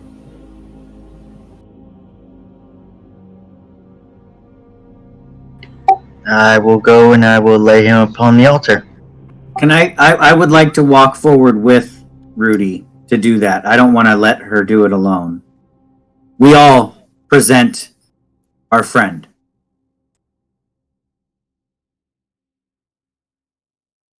And as you guys kind of move forward, you watch as the hulking figure in the back kind of lets out this deep bellow and begins to move forward to kind of menacingly as she holds up her hand. I'm quite safe, dear son. Wait for me there. Then he kind of steps back, but he's looking. And the closer you get, the stranger he looks. Pieces of metal seemingly grafted to his skin. There is human skin there in places, but he is far larger than he should be, not naturally.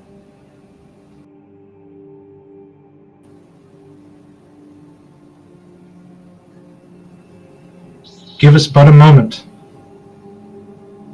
We are waiting for somebody else to arrive.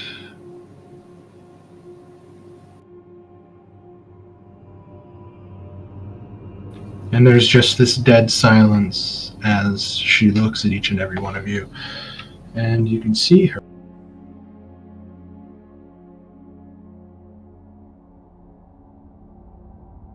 Man, it's killing me. You're cutting out, Mark. Yeah, my Firefox is killing me here. I just shift Z'd it. Let me know if you guys can see the picture.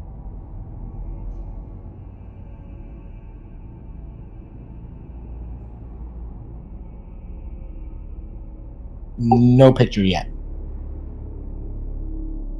Nothing yet. Yeah, it hasn't popped up yet for me either.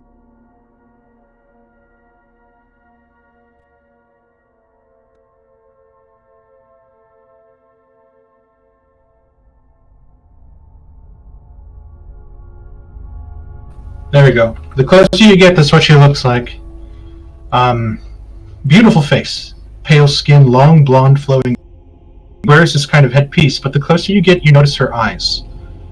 These very reptilian, slitted eyes. And they glow menacingly from within. You watch as she sort of looks down at Thalian's body, and you can see that as she looks, you watch parts of his body sort of illuminate by the same green light. And then she looks up to all of you.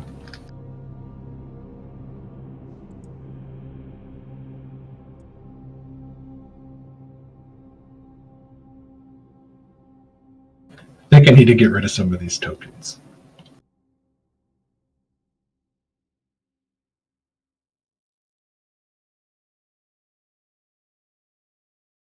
Okay. In your mind, everything is full. I apologize.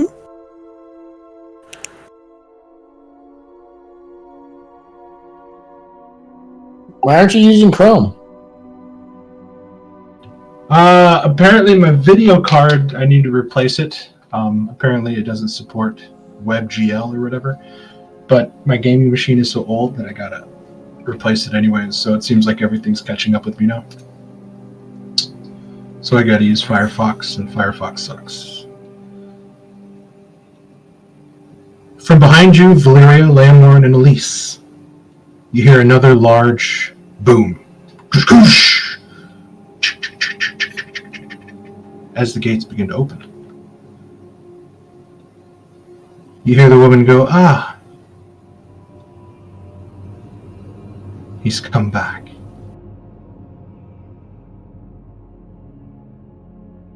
You guys watch as it takes me an eternity to flip this to the next layer.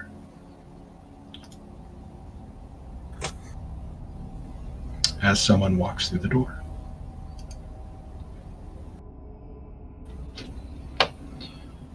In bedraggled armor, rags still on his face, walks a figure that you've all seen before. And he looks around, confused. He looks to you, Valeria. He looks to the woman. Are you her?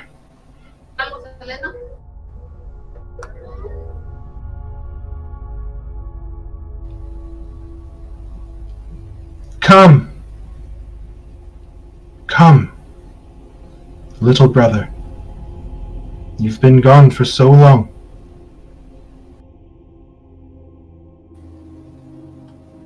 Wandering. I think your punishment is at an end. I have something to show you. Come, little brother. Come to me. And you watch the man looks confused. He begins to walk forward.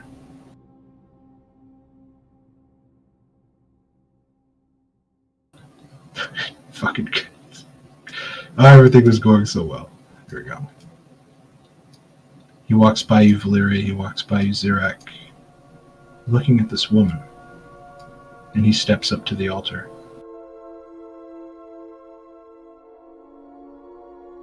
She steps to the side.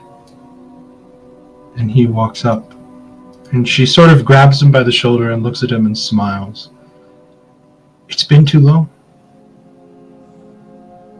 We've been looking for you. Unable to find you.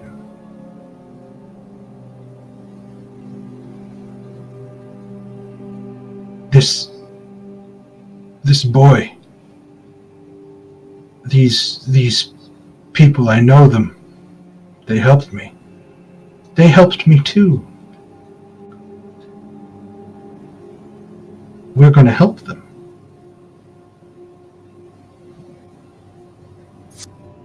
I will help them.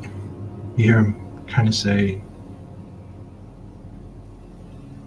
do you see this boy?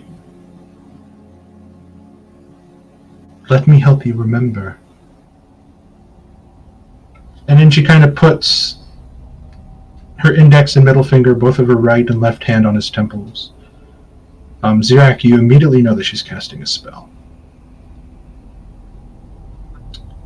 And as the spell is sort of lifted, he kind of looks like he's just awakened. Then he looks to everybody. Why am I back here? Your punishment is at an end. Your betrayal is long forgotten. And now you have another purpose to serve. I don't understand. Welcome home, little brother. I have a secret. Look at this boy. And she leans in close and whispers something in his ear. And then you watch as he immediately puts his hand on Thalion's cheek and his other hand on his chest. You guys are all pretty close. Why don't you go ahead and give me perception checks, those of you that are looking.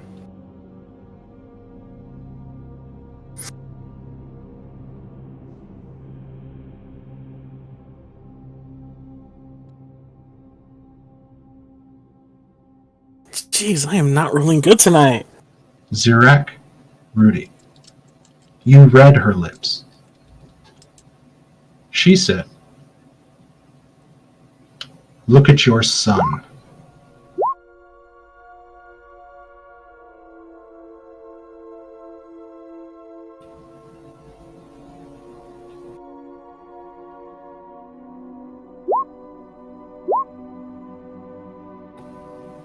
A soul for a soul. And then you watch as his back arches in pain and he sort of screams out. And then she pulls from his back a silver dagger, the end of it glowing red with pulsing light. She looks him in the face, and you watch as she plummets this dagger into Thalion's heart. And Thalion begins to buck. Valeria, give me a charisma saving throw.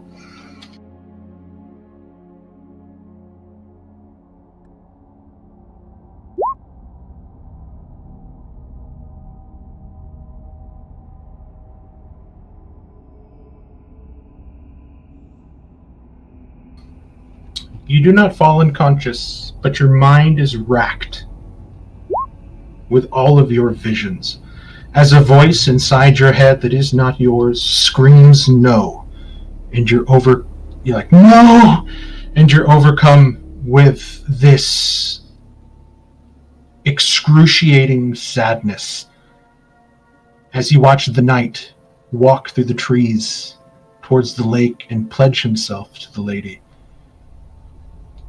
The knight that quested and was lost. The knight that was seduced, disappeared. The knight that she wanted back. And as he begins to crumble to the ground, you guys watch as Thalion begins to move.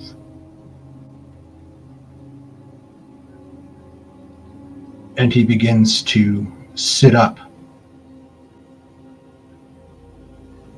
Thalion, you're groggy, but you're conscious of your surroundings as you slowly sit up. Next to you is a woman. And she smiles. Next to you is a man who looks like he's in pain, but he looks at you in the face and he holds out his hand. You're a little confused, but he smiles before he crumples to the ground. I'm like instinctively reaching for my halberd. What's going on? And you're weak, incredibly weak, and you can't move. And you watch as the woman begins to step off the altar, disappearing in a cloud of black smoke. Waiting for my computer to catch up.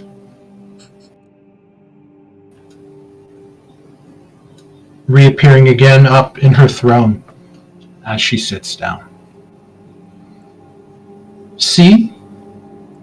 I told you everything would be all right. What do you guys do?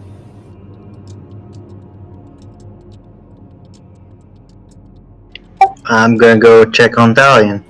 You walk up to Thalion, and his features somewhat have changed. You look at his deep... Thalion, what was your eye color? Your eye colors again? It was just They're brown. like a golden bright yellow. Oh, okay. The left eye is the golden bright yellow. And you look to the right, and you see that it is a slate gray, a very light gray color. His hair, that once was a shock of white and black, is now straight white. You feel different, Thalion. You just feel off. But you're so tired. You barely have the energy to keep sitting up, if it wasn't for the adrenaline of waking up in this place, as Rudy runs up to you.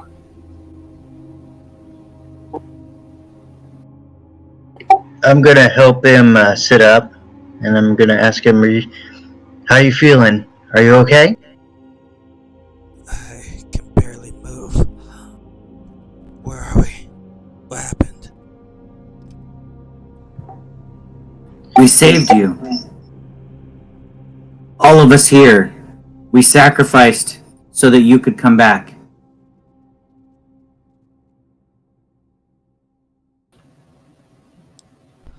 Thank you. And there's a strange applause now that starts going through the arena, like a low applauding clap that kind of grows with the more and more people that join in before it stops. This is the most surreal thing that you can imagine. And as I look around, I look down to you, Thalion, and I say, I can only hope that the price wasn't too high. But by my estimation, no price is too high. We are with Mother, and I kind of gesture around.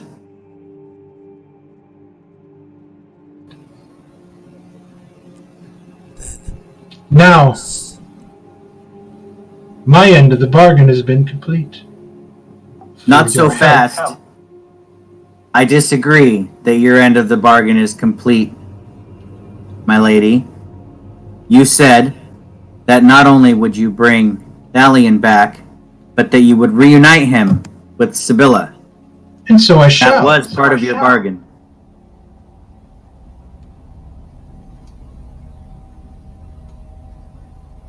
Look upon your beloved and your friend, and you watch as two massive skeleton arms erupt from the sand next to where they're sitting.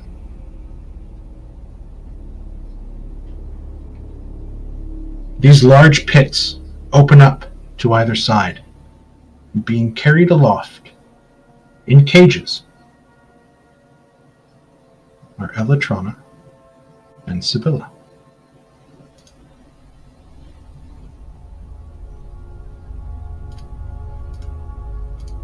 Where is this at? Up there at the top of the screen by Mother. So they're not skeletons, they're just being lifted up by skeletal hands. So Ridiculously large skeletal hands, and you see the cages that they're in dangling over these two large pits. Now, as any good mother must do, she must punish her children. And I am sorry, but you have done some things worth punishing.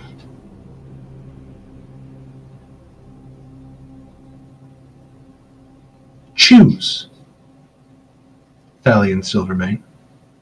What do you do after she says that, Doug. Please. If someone must be punished, it should be me, not them. Do you look at one or the other first?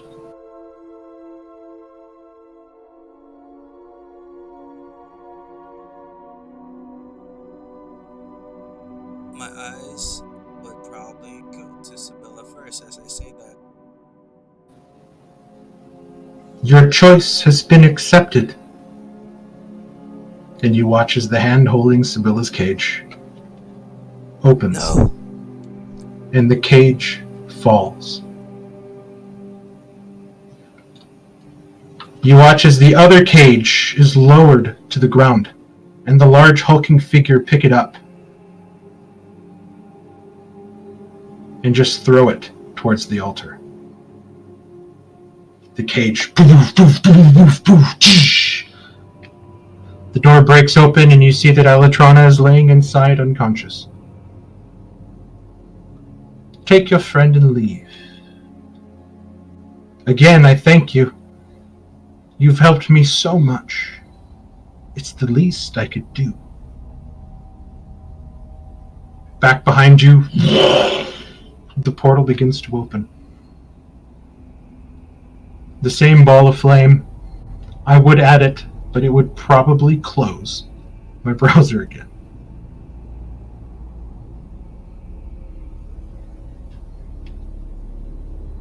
And she just sits there, looking down.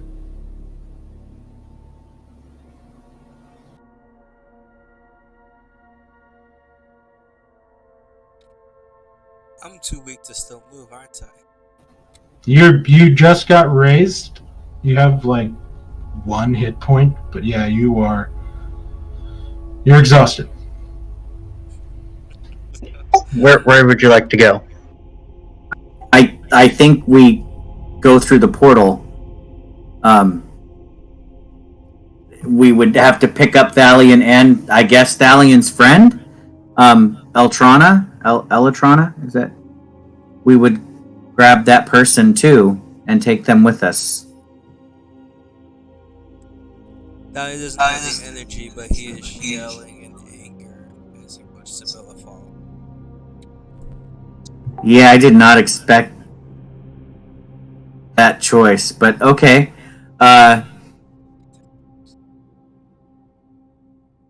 Yeah, so let's we need to get the F out of here. I don't want to stay here. This is an arena. You know what happens in arenas if we stay? And that big hulking, Incredible Hulk looking dude up there would just smash us to bits, I think. I'll grab Elytrana. And I will grab Thalion. You grab Drummond, you walk up towards Elytrana, and you remember seeing her speaking with Thalion at the tavern. She was a very strong-looking individual. A very healthy ranger, but she is now emaciated. You look at her and she has been beaten, tortured. She's not had a good time. You sort of pick her up and she is limp in your arms, but she is breathing as you check for a pulse. You kind of throw her over your shoulder and you begin to move.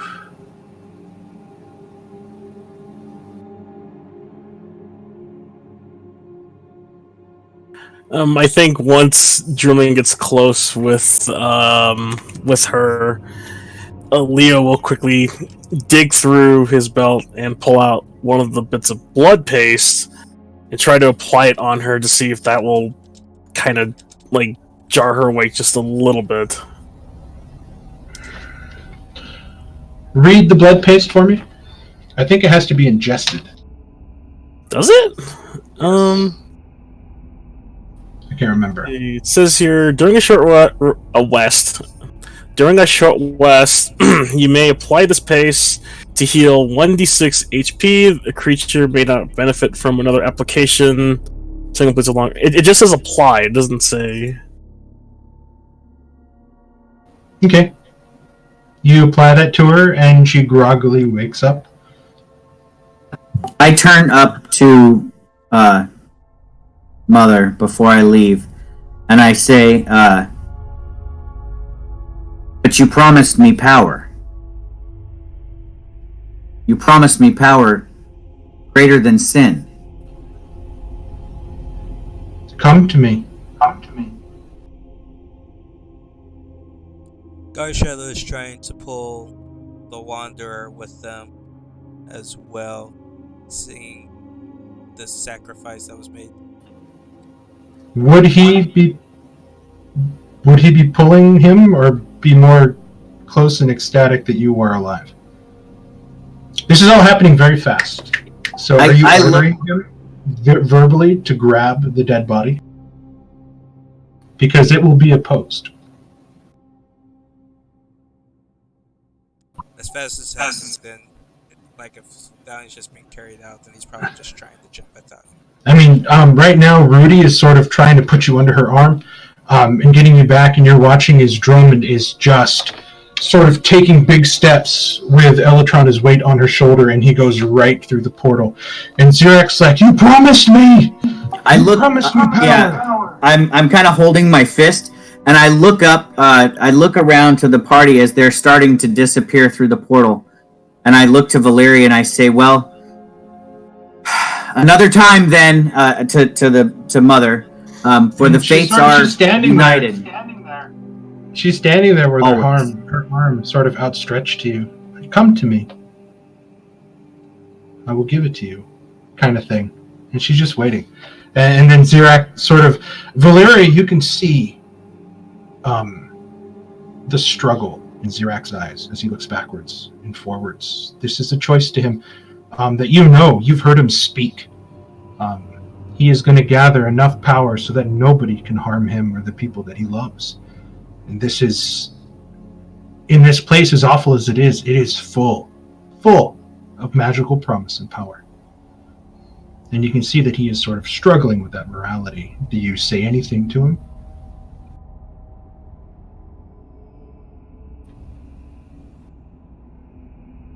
Okay. I hope you make the right choice.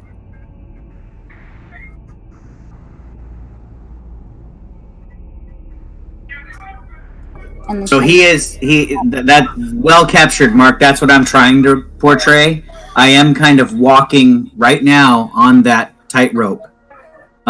It's either my friends or power. One has to pull me one direction or the other. If left completely to me, I might not make the right choice. Okay. That's the balance that Zirak is walking right now.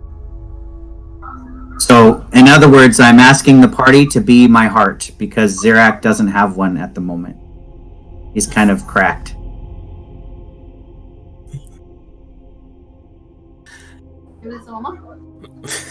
I think after applying the pace and they went through, I'll look back hearing Zirak, rush over to him and grab his other shoulder and kind of tug him back, just whispering into his ear, "No amount of power is worth any more sacrifices to stay."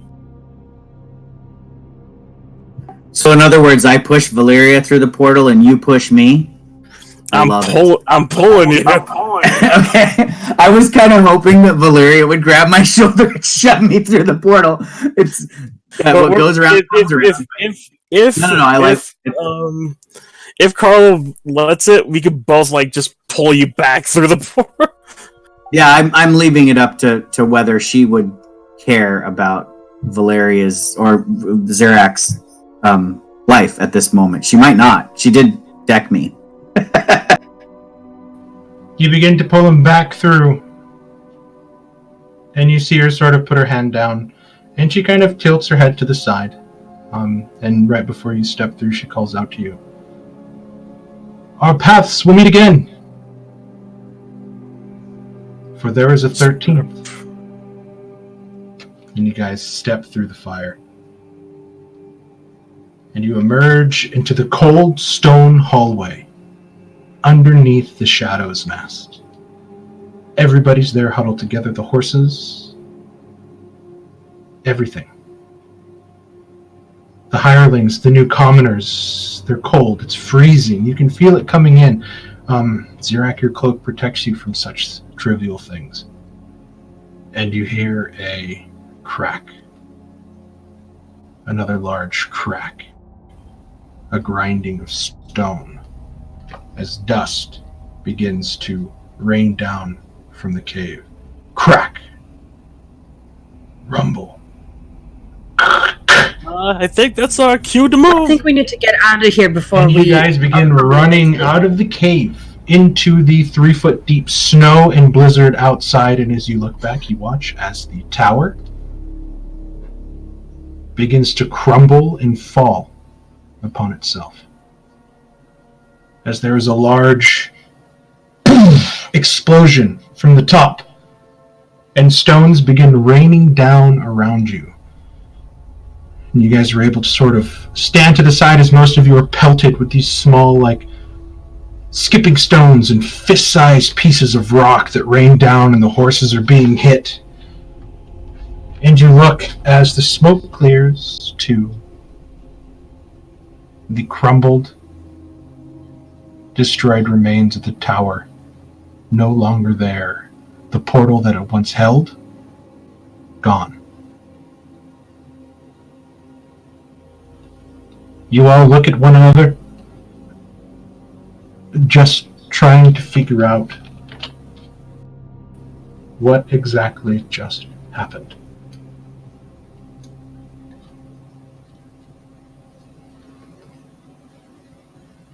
And that's where we're going to end it.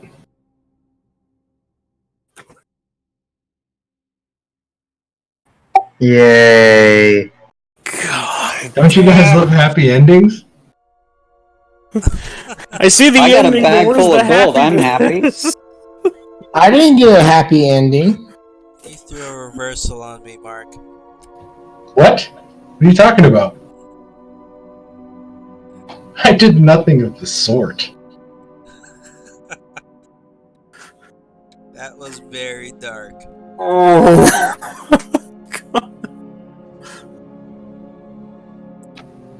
I will say I was not expecting any of that.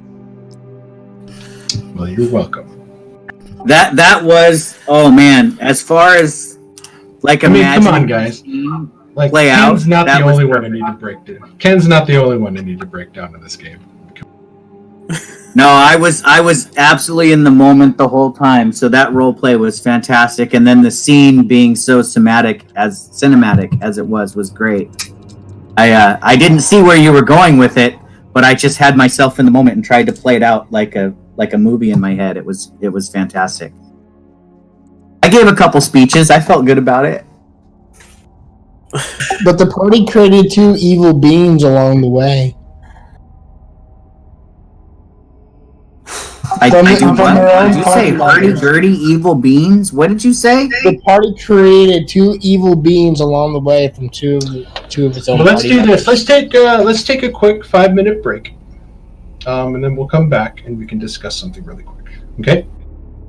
Okay, make sure you guys copy and paste your treasure.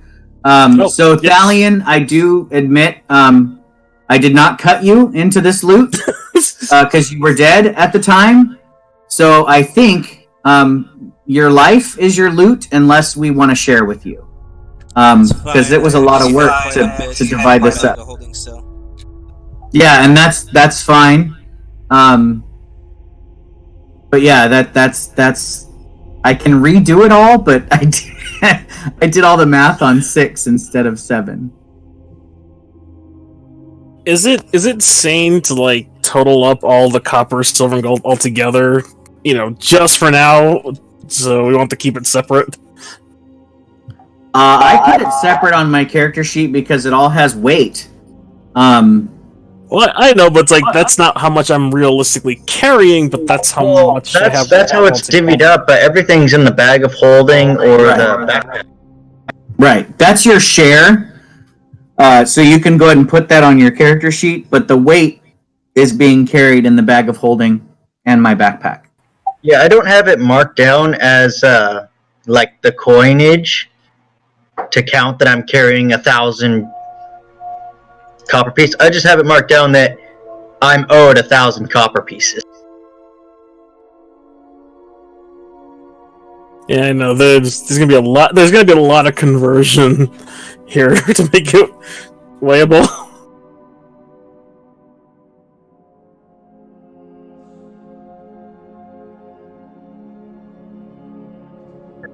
Well, I also just put it in my coinage here and then tell Mark I'm not actually encumbered. Because I tell him what I'm carrying. I just have it marked down under treasure, so it doesn't count it as weight. Yeah, that's another way to do it. But then you have to manually update the amounts when you spend from there. Mm-hmm.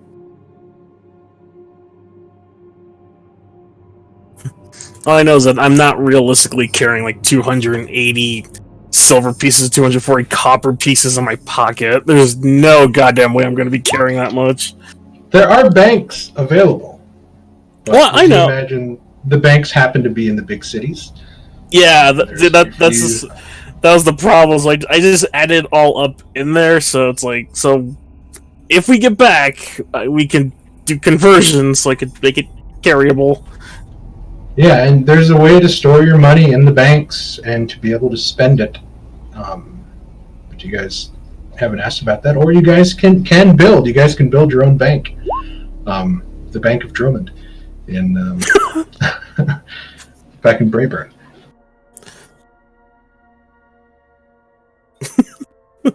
So hopefully I just emotionally scarred 2 more players. As I was tying Thalion and Valeria very close to each other on that one. It just seemed perfect, and it was able to fit. Valeria, I have to ask. You said that it was your vision. What part of it was your vision? I'm very curious. You have you been carrying this vision around for a while? I mean, I think I let you guys know, but she had a vision where she was walking through this entire field of undead people, just bowing to them as they are walking into a different building. So it was like really close to the same thing. And I'm like, well... She had this dream in Sin's Town.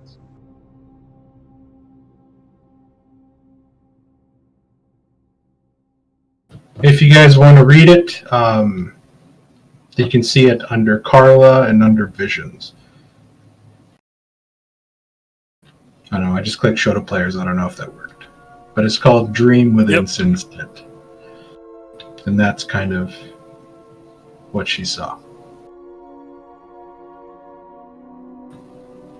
I tried to give Carla some details, and I tried to make the visions vague. I wanted to leave them open to her interpretation.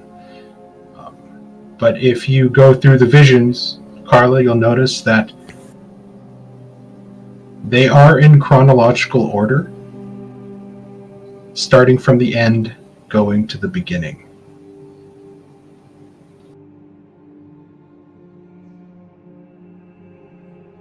So your first vision was the end.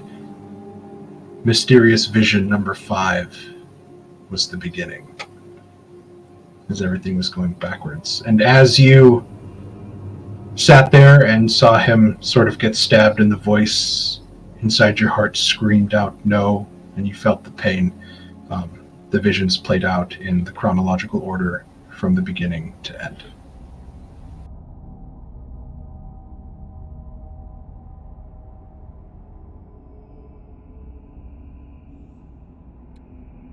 So, my character's aunt is the big bad. I mean, yeah, if you believe her, that she called him little brother. However, the group would probably explain to you that she called the creepy little orphan that tried to murder you guys in your sleep. She also called him little brother. She also referred to that giant monstrosity at the bottom of the ring as her son.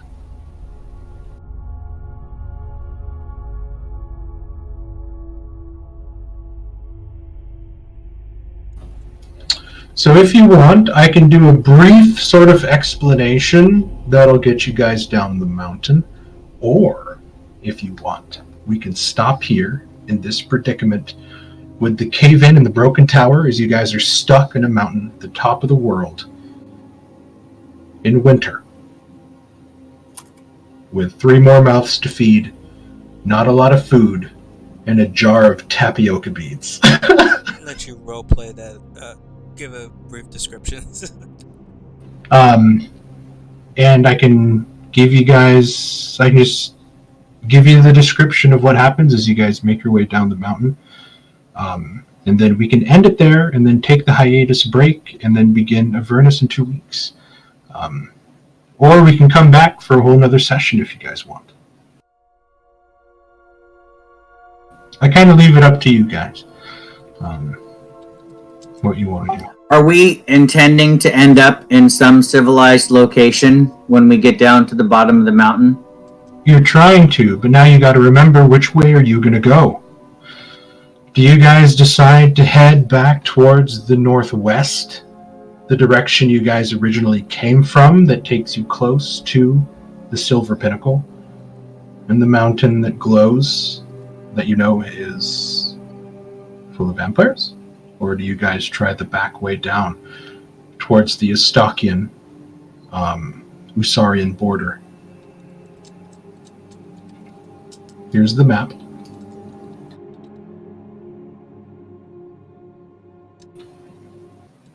Yeah, it was just that map. Everything is working fine now, but that map just screwed me up. Maybe it was the size of it?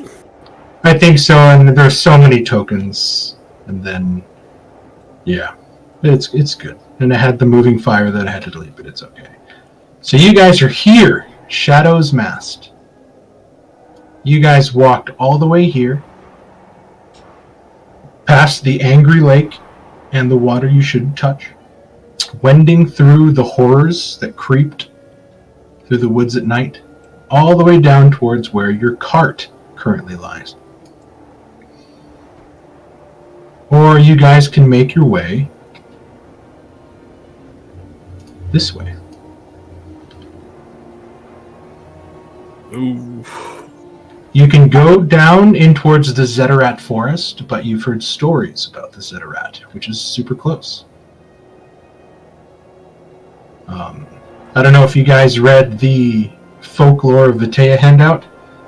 And also some of you guys that heard rumors would remember that the Zeterat Forest is known for cannibals, witches, and other dark beings. You know that the current capital of the Barrowlands is Bottenberg, which is close. You guys know that near the ruins is Castellum. Valyria would tell you that this is a knight stronghold at the border, built during the Age of Woe, that still stands, still strong, and still patrols the mountains.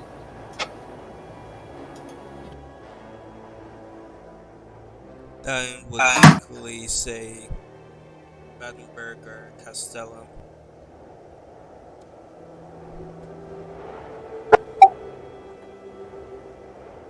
My vote is for the forest because I like forests. It's close, and it would be easier to take the hirelings and the horses through the forest and not through the mountains. Tristan, I don't know about that. That crying thing is pretty for real, though, in there. Those weird ghost spectral things. I want to ask Tristan what way he thinks would be a good way, because he's like a tracker or survivalist. I've never been this far up in the mountains this late in the year. We're usually done hunting by then. I would say the shortest way down would be our best hope of survival, at least for the animals. Horses aren't meant to be up here with metal-shodden hooves. They slip, they break limbs.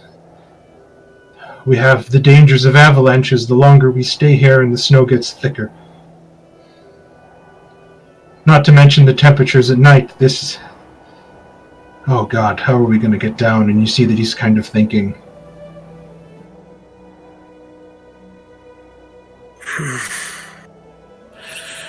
As long as we stay together, we'll be fine.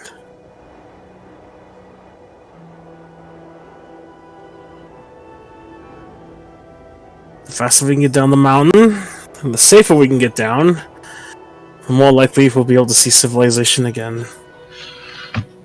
You guys are looking at Lucille, Tara, and Diana, who are still wearing their commoner's robes and their sort of prisoner's garb, and they are freezing.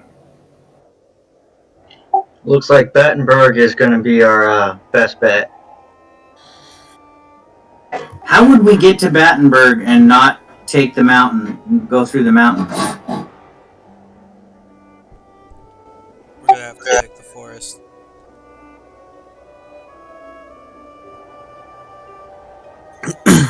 Are you suggesting we go west, directly west to the ruins of Middleburg and then go south to Battenberg, or you want to go straight south through the mountains?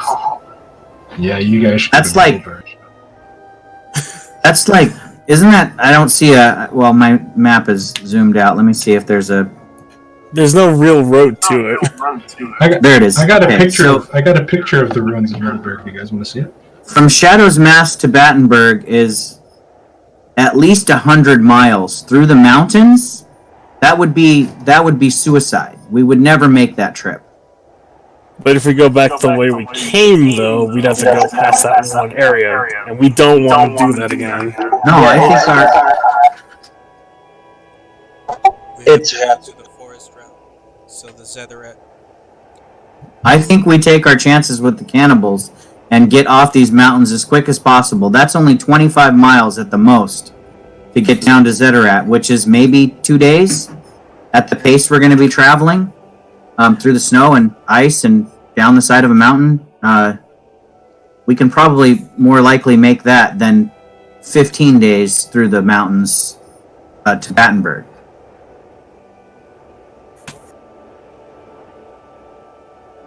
There's a key on the bottom right of the map that shows miles. So I'm kind of going off of that as far as how far the distances are. And that's a long ways through mountains. That's like walking the entire stretch of the Rocky Mountains. I don't think we could do that in the middle of winter. I wish we had a teleportation spell. That would definitely help us right now. I'm working on it. I'm trying to get more and more powerful. Pretty soon I'll be able to just blink us around the universe, but I'm not quite there yet. Just don't blink us to the moon on accident. I do keep trying to make deals with very powerful magicians to like teach me this powerful magic stuff, but I seem to be bonded to you guys as my friends more so than my desire for ultimate power at the moment. Your friendly shackles. I am. Maybe perhaps Yes. the Fae or something could help your elves. They tend to have the strongest magic around. Maybe Thalion knows some elves that could lead you to some I haven't strong seen magic? anything good or wholesome for the last 6 months since we crossed into this cursed land. Oh, I of would course, love to not find. the barrel lands. We would have to go somewhere else. Yeah, I would highly love to doubt find there's some gonna be nice elves or I dryads, highly but that doubt doesn't there's going seem to to be exist any here. nice high elves anywhere here. And if they are, they're probably, hunkered down and shut off from the world or whatever. Okay, No. so you guys are going Lovely elves. like southeast. Yeah, we want to take the quickest and safest path down the mountain. So I guess we're going to chance the forest. Yes. So you guys begin to move southeast.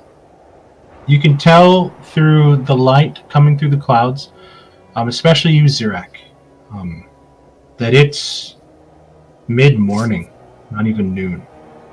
But you feel like you've been up forever. And you probably account that to the fact that there is just a lot of emotional stress that you guys went through that probably aged you all more than it should have.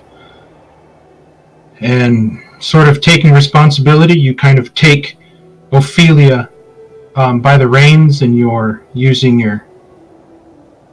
You don't have a staff, do you? I don't have a staff. Damn it. I was going to say, you're walking through doing the Gandalf. You're sticking your staff in the ground and you're breaking the snow.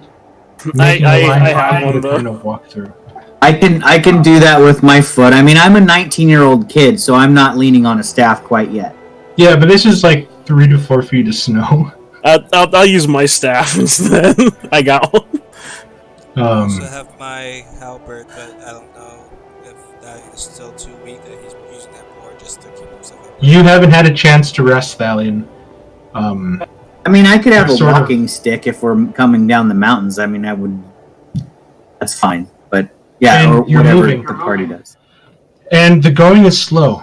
Trying to break through the snow, watching your footing. You've read enough in your studies of the natural history and the dangers of trekking in mountains. Thalion, you too would know the dangers. Rudy, you as well.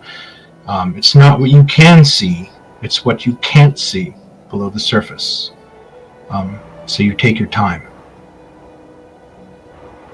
While Zirak is still going strong, not feeling the bite of the cold, even through your winter gear, all of you begin to feel it.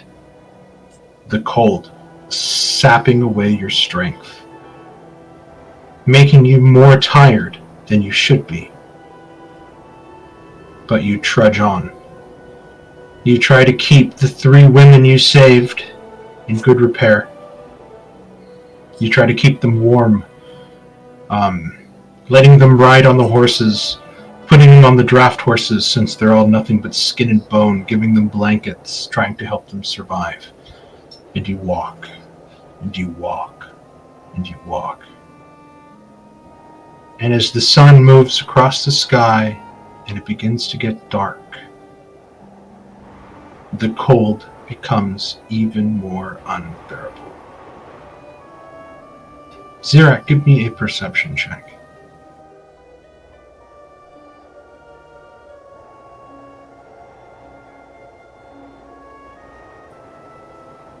You don't see it, but you hear a doof. Something lands in front of you, and you take a step back. You look down.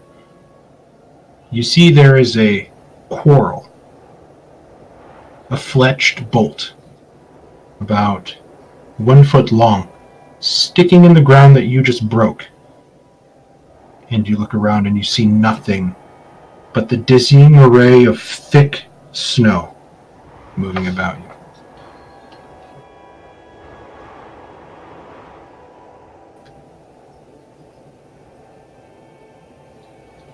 Thump. Another one lands in front of you, inches away. You guys look as Zirak is kind of looking around. Who goes there? I should be asking you. State your Come out from business in hiding these and you'll mountains. get your... Come out from hiding and you'll get your answer. We mean you no harm. This one lands right next to your foot. You have impressive aim, friend. Wait till I get serious. State your business in these mountains. We're just passing through, trying to make it through to the forest, and not freeze to death in the process. Nobody just passes through this place. Please, we have wounded and civilians that we tried to save. Please let us through. And I say that in Dwarvish.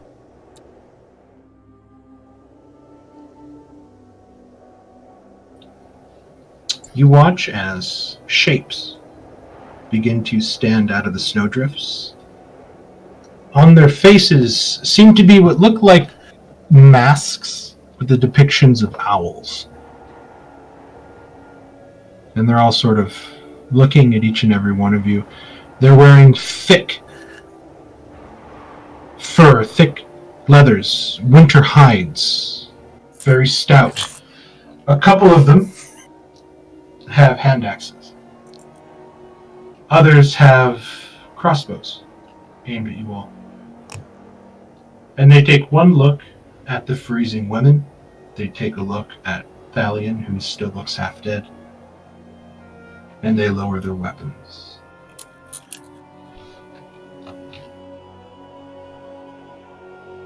They come forward. We heard an explosion up the mountain. Know anything about that?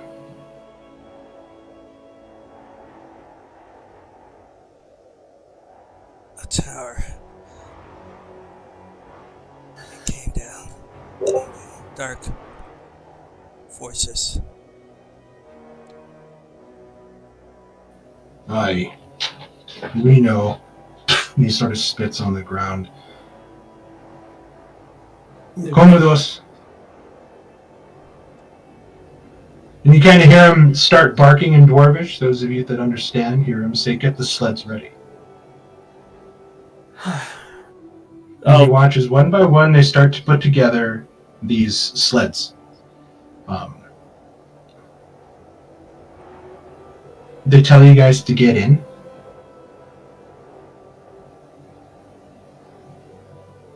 We'll take the horses down. We know the gang paths. These boys will take you in. No funny business. You hear? Of course, of course. Thank you for this aid. We desperately need it. Aye. Bloody elves. He kind of turns around. I kind of mutter in Dwarven. Basically, mutter Dwarven. I know, right? And you guys are looking what look like dog sleds that you guys can sit in. But they're not pulled by dogs. They're not pulled by anything else. And you see that as one by one, a driver gets in and they start taking you down through a path.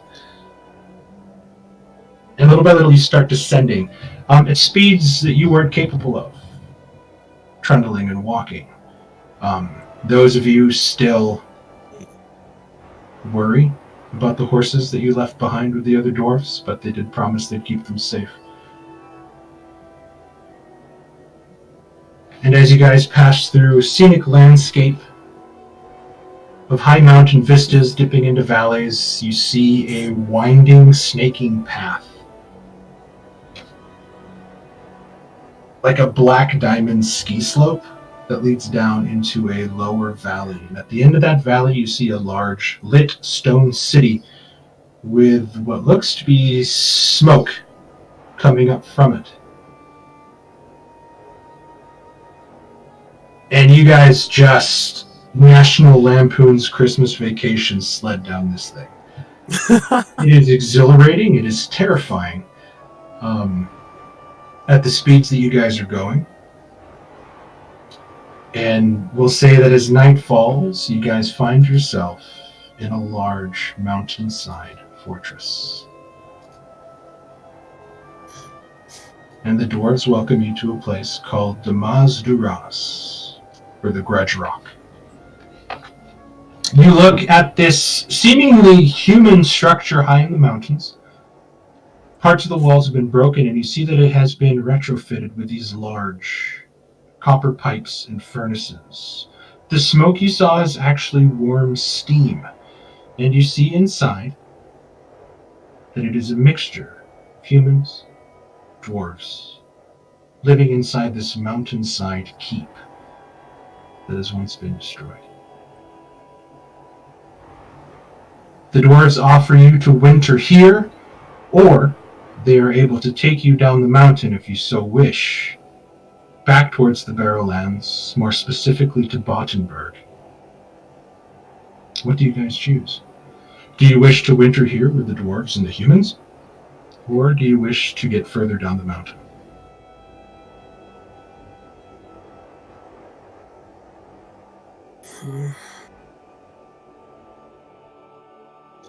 Do we know about anything about this place? You don't know anything about it, but you do ask. How has this place survived up here when so many other places fell during the war? And they tell you that the dwarves here are survivors and refugees from the Silver Pinnacle when that was lost.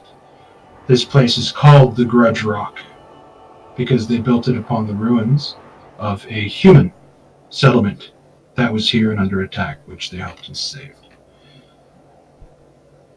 The technology here is incredible compared to most places. You step inside, and the stone walls themselves are heated through with steam. The place appears run from iron ore and coal mines. They're very self-sufficient, and they're very self-sustaining.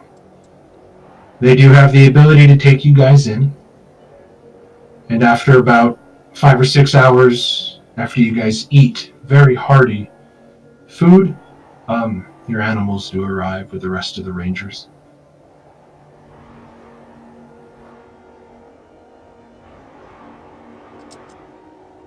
If you don't wish to stay, should it take too long to get the beast running, we can get you down the mountain in no time. But I'm afraid it's going to be a short hike down into Bottenberg.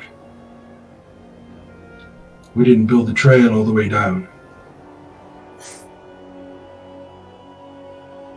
everyone else is okay with it, I'd say we should stay here. Right the winter out.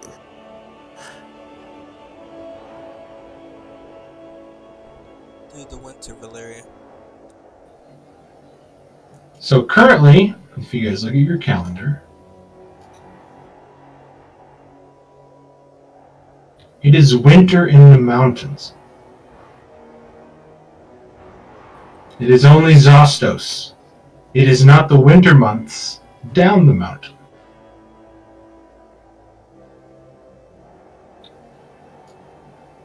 Because you still have like Winter's Fest and all that stuff coming up.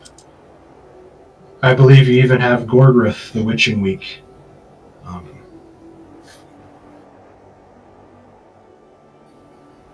Yeah, you have Zostos is the harvesting month, so this is like September, October in our calendar. I mean, you guys still have Ithuriel, Gothiath, Nelfith, and then the month of Whitevale. And you know that after Whitevale is deep winter, where everything is just covered in snow and hard to travel through. Then you guys will really be stuck. So winter here is long. But he says they have the ability to get you down the mountain. It won't take them too long to get the beast running. As Xerax stabs somebody with his dagger. And that's where we'll end it here. Just had to add that to my character sheet. No, I'm happy with. So, Mark, I posted it a little bit up above. If we stay here through the winter, will we pass Ithuriel Star Day the 4th? Yes, you will be spending your birthday here in the Dwarven Keep. I am totally okay with that. I will get drunk with the dwarves on my 20th birthday. But just know, you guys are going to be up here for like 6 months. It's 6 months compared to who knows how many days of travel. Well, and, you know, to be fair, Xerac, Thalion gets to recover from dying twice. He gets to reunite with his friend, and their strength has to be built up from being in that place for so long. It kind of makes sense that we would spend a season, you know, kind of recovering after all the ordeal we've been through. It's been a horrendous time since we've been here, so the little sabbatical might feel kind of nice from adventuring. Quite traumatizing for some of us, if you will. My biggest concern would just be how oh gosh, don't tell me I forgot his name. The leader of the Blackhearts, the guy we left in Halanon to deal with what was going. Thank you, Roger. Yeah, my thoughts would kind of linger on how that's he's what doing. Elise is mostly concerned about, is Roger and Dury. Back at the end, their estate. Yeah. Will have been gone for a year by the end of this rest. However, maybe we could get a message to them. There are dwarves that know some magic. Maybe we could get a carrier pigeon or even a magical type of message to see if we can communicate. I think at one point a while back, I don't know if Valeria tried to send a message and nothing went through. Well, I'm not sending Moonlight again. Last time I came, I had to have a monkey for. Oh no, those creatures out there will definitely kill Moonlight again. Or whatever happened to poor Moonlight the first time you tried. I don't think Moonlight will make it through the winter winds, too. Owls aren't made for that. Nope, Oh, not no. at Where's all. the black bird figurine? I have I the believe- silver raven. Yeah, I believe Droman has the wondrous power. I mean, did you want to try sending Leomorn with your wand? Well, if Valeri can do it, she's welcome to, because she's more familiar with Roger. I have no idea who the hell they're talking about. Who do you cast sending to, and what do you say? 25 words or less.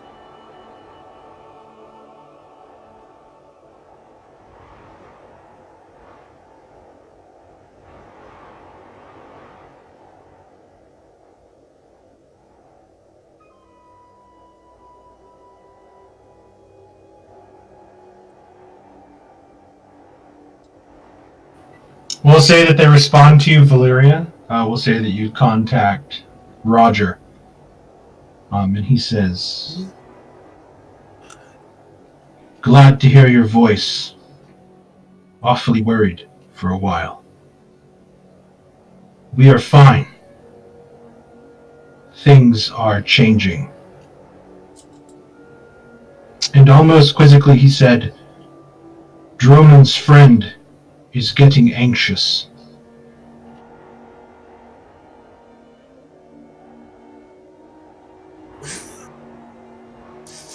Drummond says, Roger's saying that the person you hired is getting kind of antsy. I would expect. If you don't remember, we're trying to save. I need to collect the items to save his family. Remember? It's true. And you guys do remember that Droman's friend, that poor guy, Droman decided to help him out, and you guys have been gone for a while.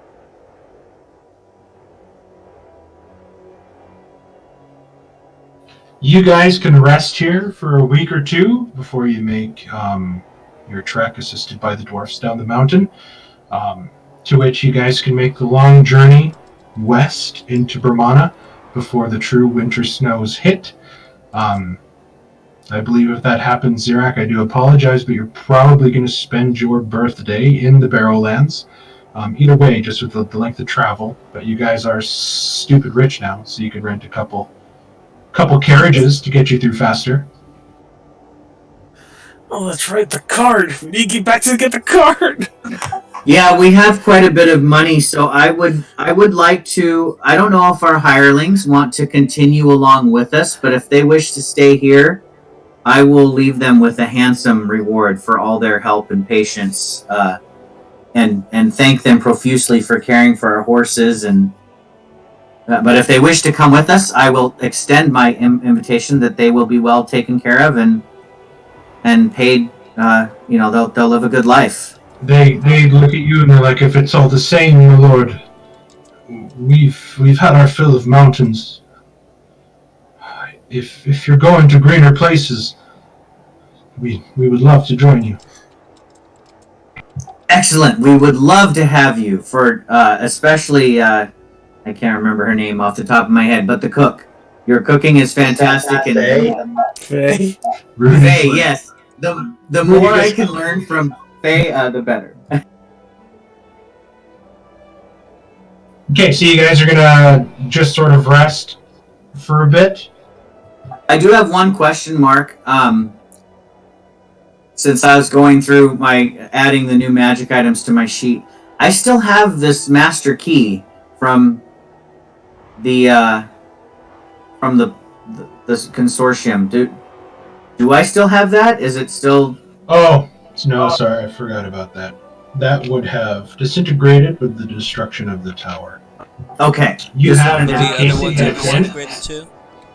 Yeah, they're all gone. You imagine that doorway into the consortium has been closed for security reasons, and you also know that they're probably making upgrades within. I mean, I'm not saying you guys can never go back, as there's multiple places to find to enter this place. I know you guys want to go back. Never, never, ever again. Not without an army. Maybe when I'm level 20, I'll go back and I'll rule the place, because Okay. I'll be level 20. We'll say that you guys decide to stay here for 2 weeks, and belying the look of the stone facade of this place, inside is an incredible sort of sanctum to live in. There are pipes going here and there. Despite the cold outside, it is like a balmy 70 degrees inside at all times. It is warm, people walking around in short-sleeved shirts, light pants. Again, the technology here seems to be on a whole new level. As the more you sort of stay here, you see that there are gnomes that live here as well. There are strange sort of contraptions that move about this place. Kids, small dwarves and humans kind of playing together with these strange little toys.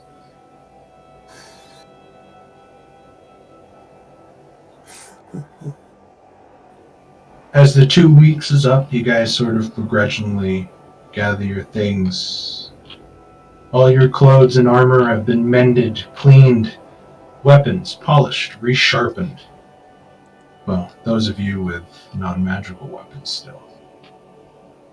And they take you deep into the bowels of this mountain, and you begin to sort of climb a never-ending set of stairs. And it probably goes on for a good 500 yards of winding, like Khazad-dûm style steps, going all the way down until you reach a large landing, and standing before you is a strange metal contraption. It seems to be a set of metal wagons, each one a good 20 to 30 feet long, but covered, small slit-like windows on these carts. And you look in front, and a large, thundering beast shooting smoke from what seems to be a spout in the front. Just gouts and gouts and gouts of smoke coming up. And the one dwarf that leads you down sort of like nudges you. What do you think of the beast? She's beautiful. Aptly named. Come on, Impressive. get in. We'll get you down the mountain in no time.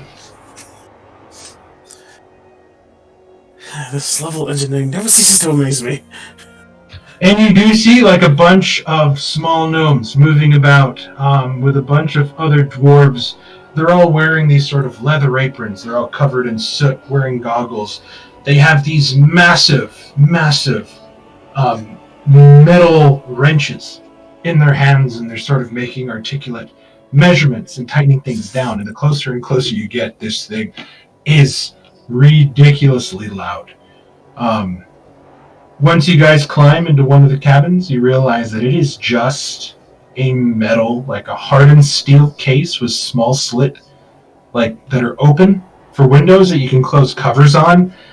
You probably imagine this thing is like armored. And just wooden benches on the side. It is incredibly uncomfortable. It is incredibly bumpy. But after about an hour or so of getting yourselves ready, this beast starts moving down the mountain. Open the slits of the window and you see the vistas passing by as it winds down a set of metal lines on the ground lined with wood. You've seen smaller versions of this, those of you that have looked inside coal mines with the sort of carts that get pushed back and forth, but this is something you've never seen before, this automated machine that moves through the mountains, plowing through snowdrifts, almost unhindered by the world. And after a good 5-hour train ride, you guys are deposited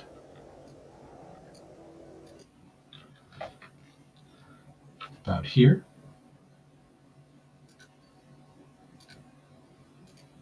So you guys went from here down this way to here. This is where Damas is located, the Grudge Rock. You guys hopped on the beast. It took you at a breakneck pace to here. I can't see anything. Oh, Did I there not it move is. you guys? I'm drawing a thin red line. Yeah, now it's it's- taking a while to mark. The line doesn't show up until you finish drawing it. Yeah, sorry. And you guys get dropped off here at the end of the tracks, and you see what seems to be a small dwarven outpost kind of stationed up here. And then the further you guys get down, you notice that the snow gets thinner and thinner. And you guys are finally out of the train, looking down at the unholy scar on the face of the world you know to be the Barrowlands. Deep below is a small, dirty-looking town with multiple stacks of smoke rising from it that you know to be Bottenberg. They begin to unload the animals, set you up with the provisions you need, and with a bow, the dwarves kind of send you on your way. And you guys begin your long trek down the mountain, one by one, slowly shedding your winter wear, changing into the clothes as you take sort of random stops to water the horses and to follow the shale trails down until at last you land in Bottenberg. The only one of you before that has been here, Valyria. You remember this place quite well. This is the first stop you made once you made the pass over through the mountains before you hit Bockenberg and met up with Valian, and at the time, Kira.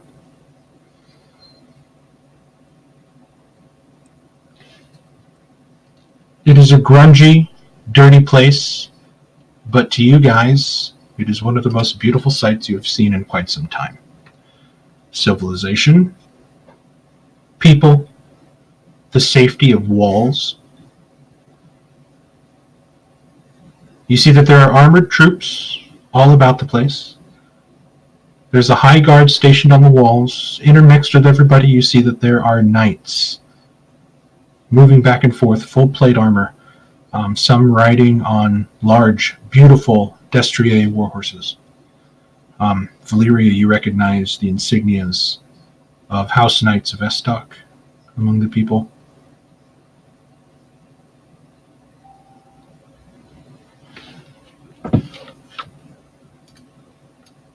You guys go and you find an inn, stable the horses, and rest.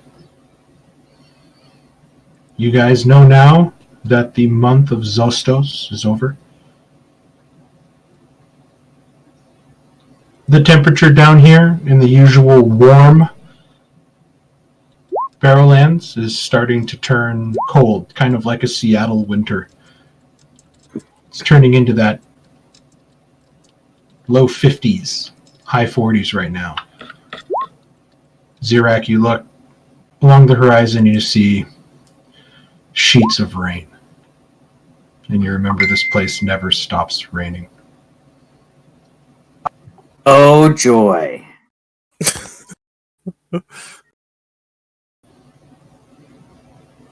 Still too far away to see are the mountains and Hellgate Pass that take you up towards Kayrist and over into Brahmana.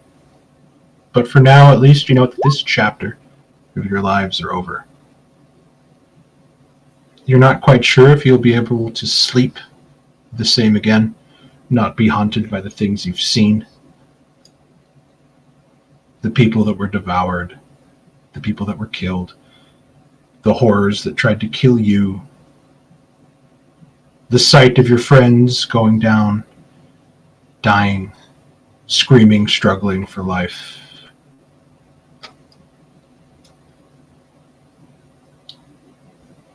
That's where we'll end the episode.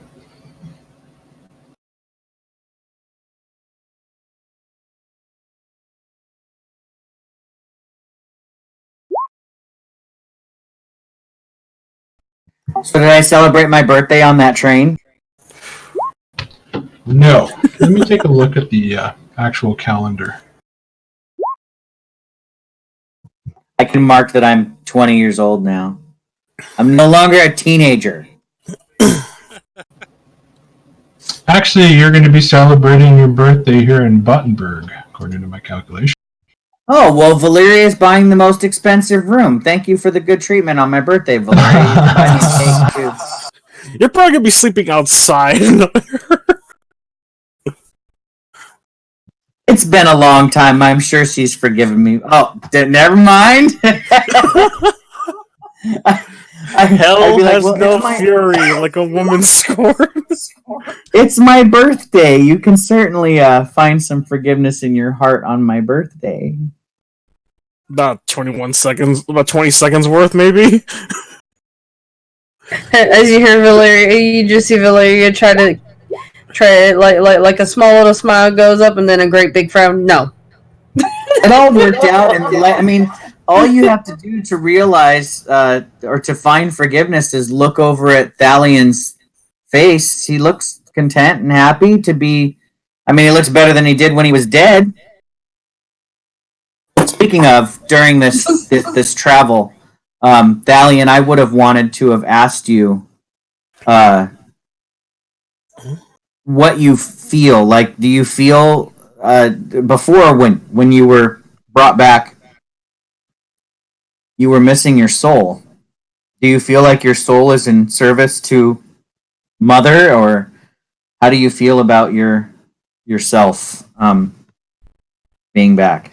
It is strange as you're looking at him, because his left eye is still that sort of warm yellow amber, and then his right eye is this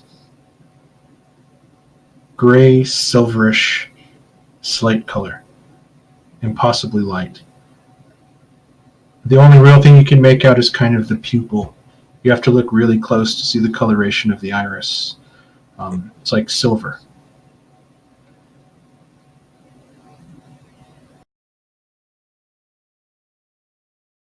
How do you feel, Thalian? I'm assuming I feel like I actually don't have like an empty hole this time. It's strange. Go ahead. He definitely mourned during that trek when he was weak. And at some point probably also would have spoken with Elytrana. I'm sure I would have asked more of what transpired with everyone, trying to figure out the guy that looked familiar. So as you, we'll say the time that you've seen her, she has been in almost like a comatose shock, just staring straight ahead, unable to speak, unable to really move. You would have had to sort of feed her to make sure that she drinks and eats. The girls would have had to help her, like to make sure that she went to the restroom, to make sure like she bathed. You remember this incredibly strong, incredibly witty, very independent person that seems to be broken. Mind, body, and soul. It's a terrible thing.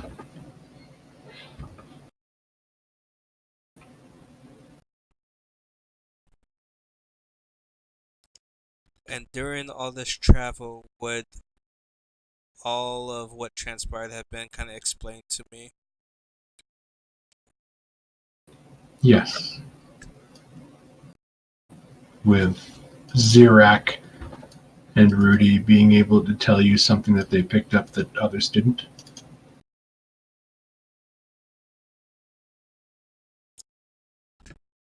So, amidst the mourning during the trek, Dalian definitely has some intense anger when he kind of places everything that this place has taken from him. How angry do you get? Do you do this openly or do you do this by yourself? Probably more by myself. Okay. Like, if I'm able to, like, step away from everyone, I would probably take the anger out away from people. You notice that when you get these angry fits, Garshadow does not want to be near you. He cowers in fear. The same way you would when you would yell at a dog for messing with the garbage. Backed into a corner, trying to hide from you during these fits of rage.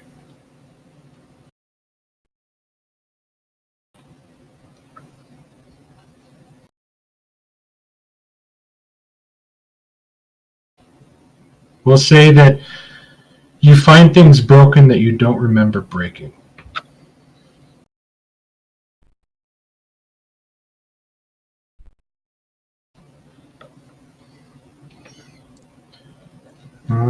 And you guys arrived according to this, you guys arrived in Bottenberg on the fire day of Ithuriel, the time of rest, on the 2nd, which gives you guys some time to sort of hang out, relax, and celebrate Zirak's birthday during the month of rest, where there's no toiling in the fields.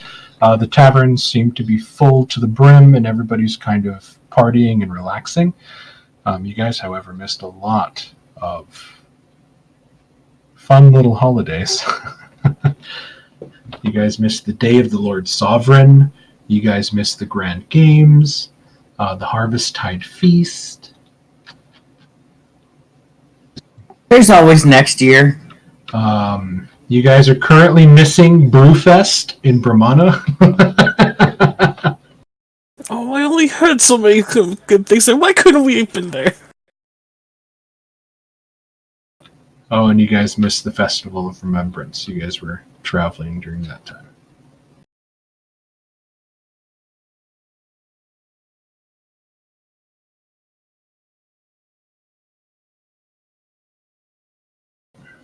Everybody's so quiet.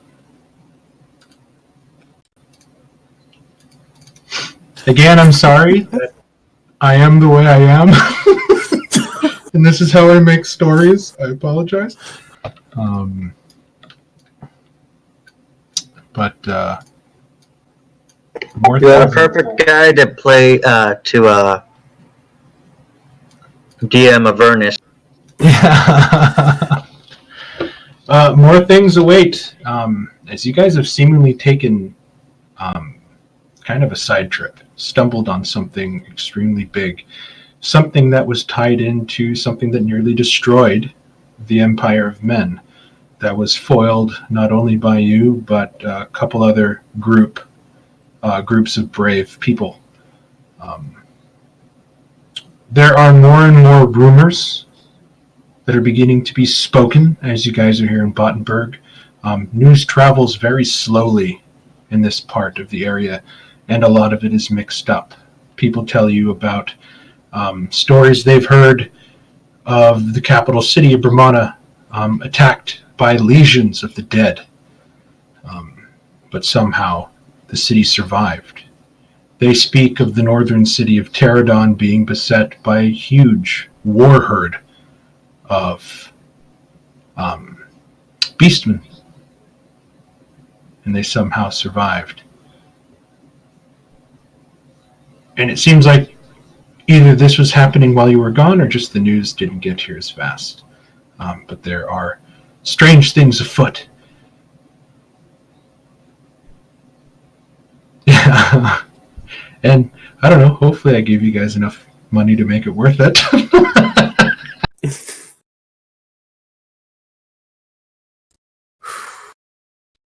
I know they just got a nice large loot, and Dalian was already sitting on a large loot before that.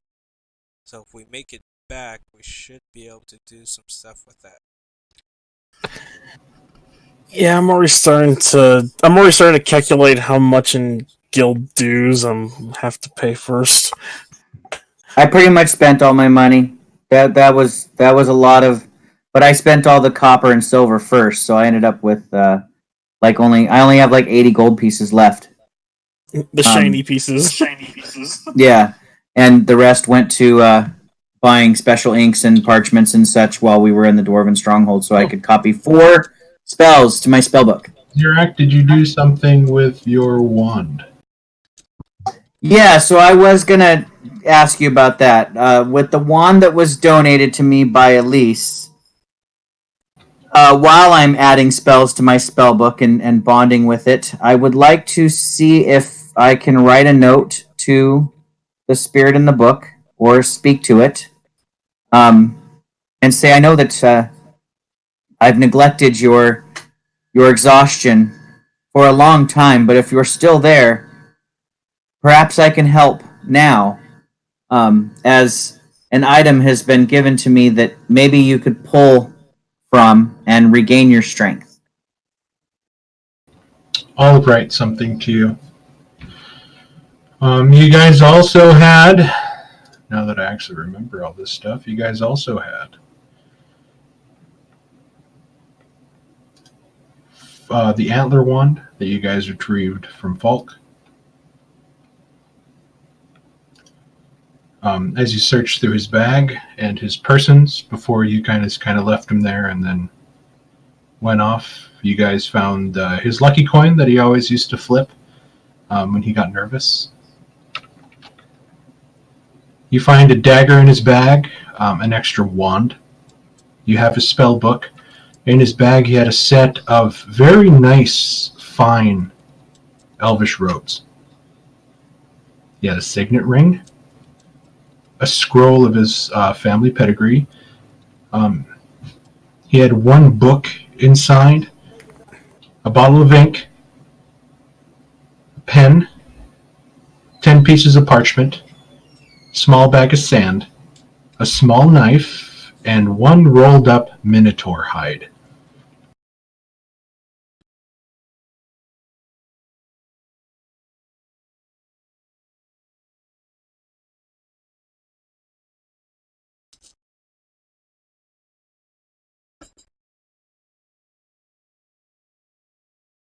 And I think that takes care of that. Oh, he also had this.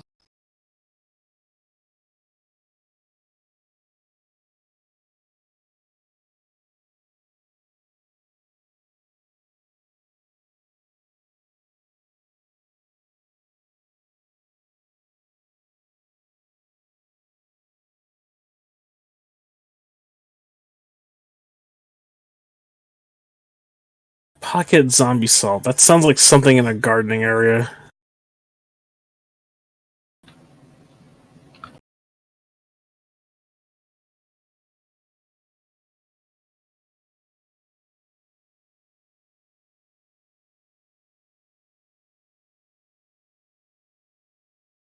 And he had a ring on his finger, a black onyx gem cut into a rose.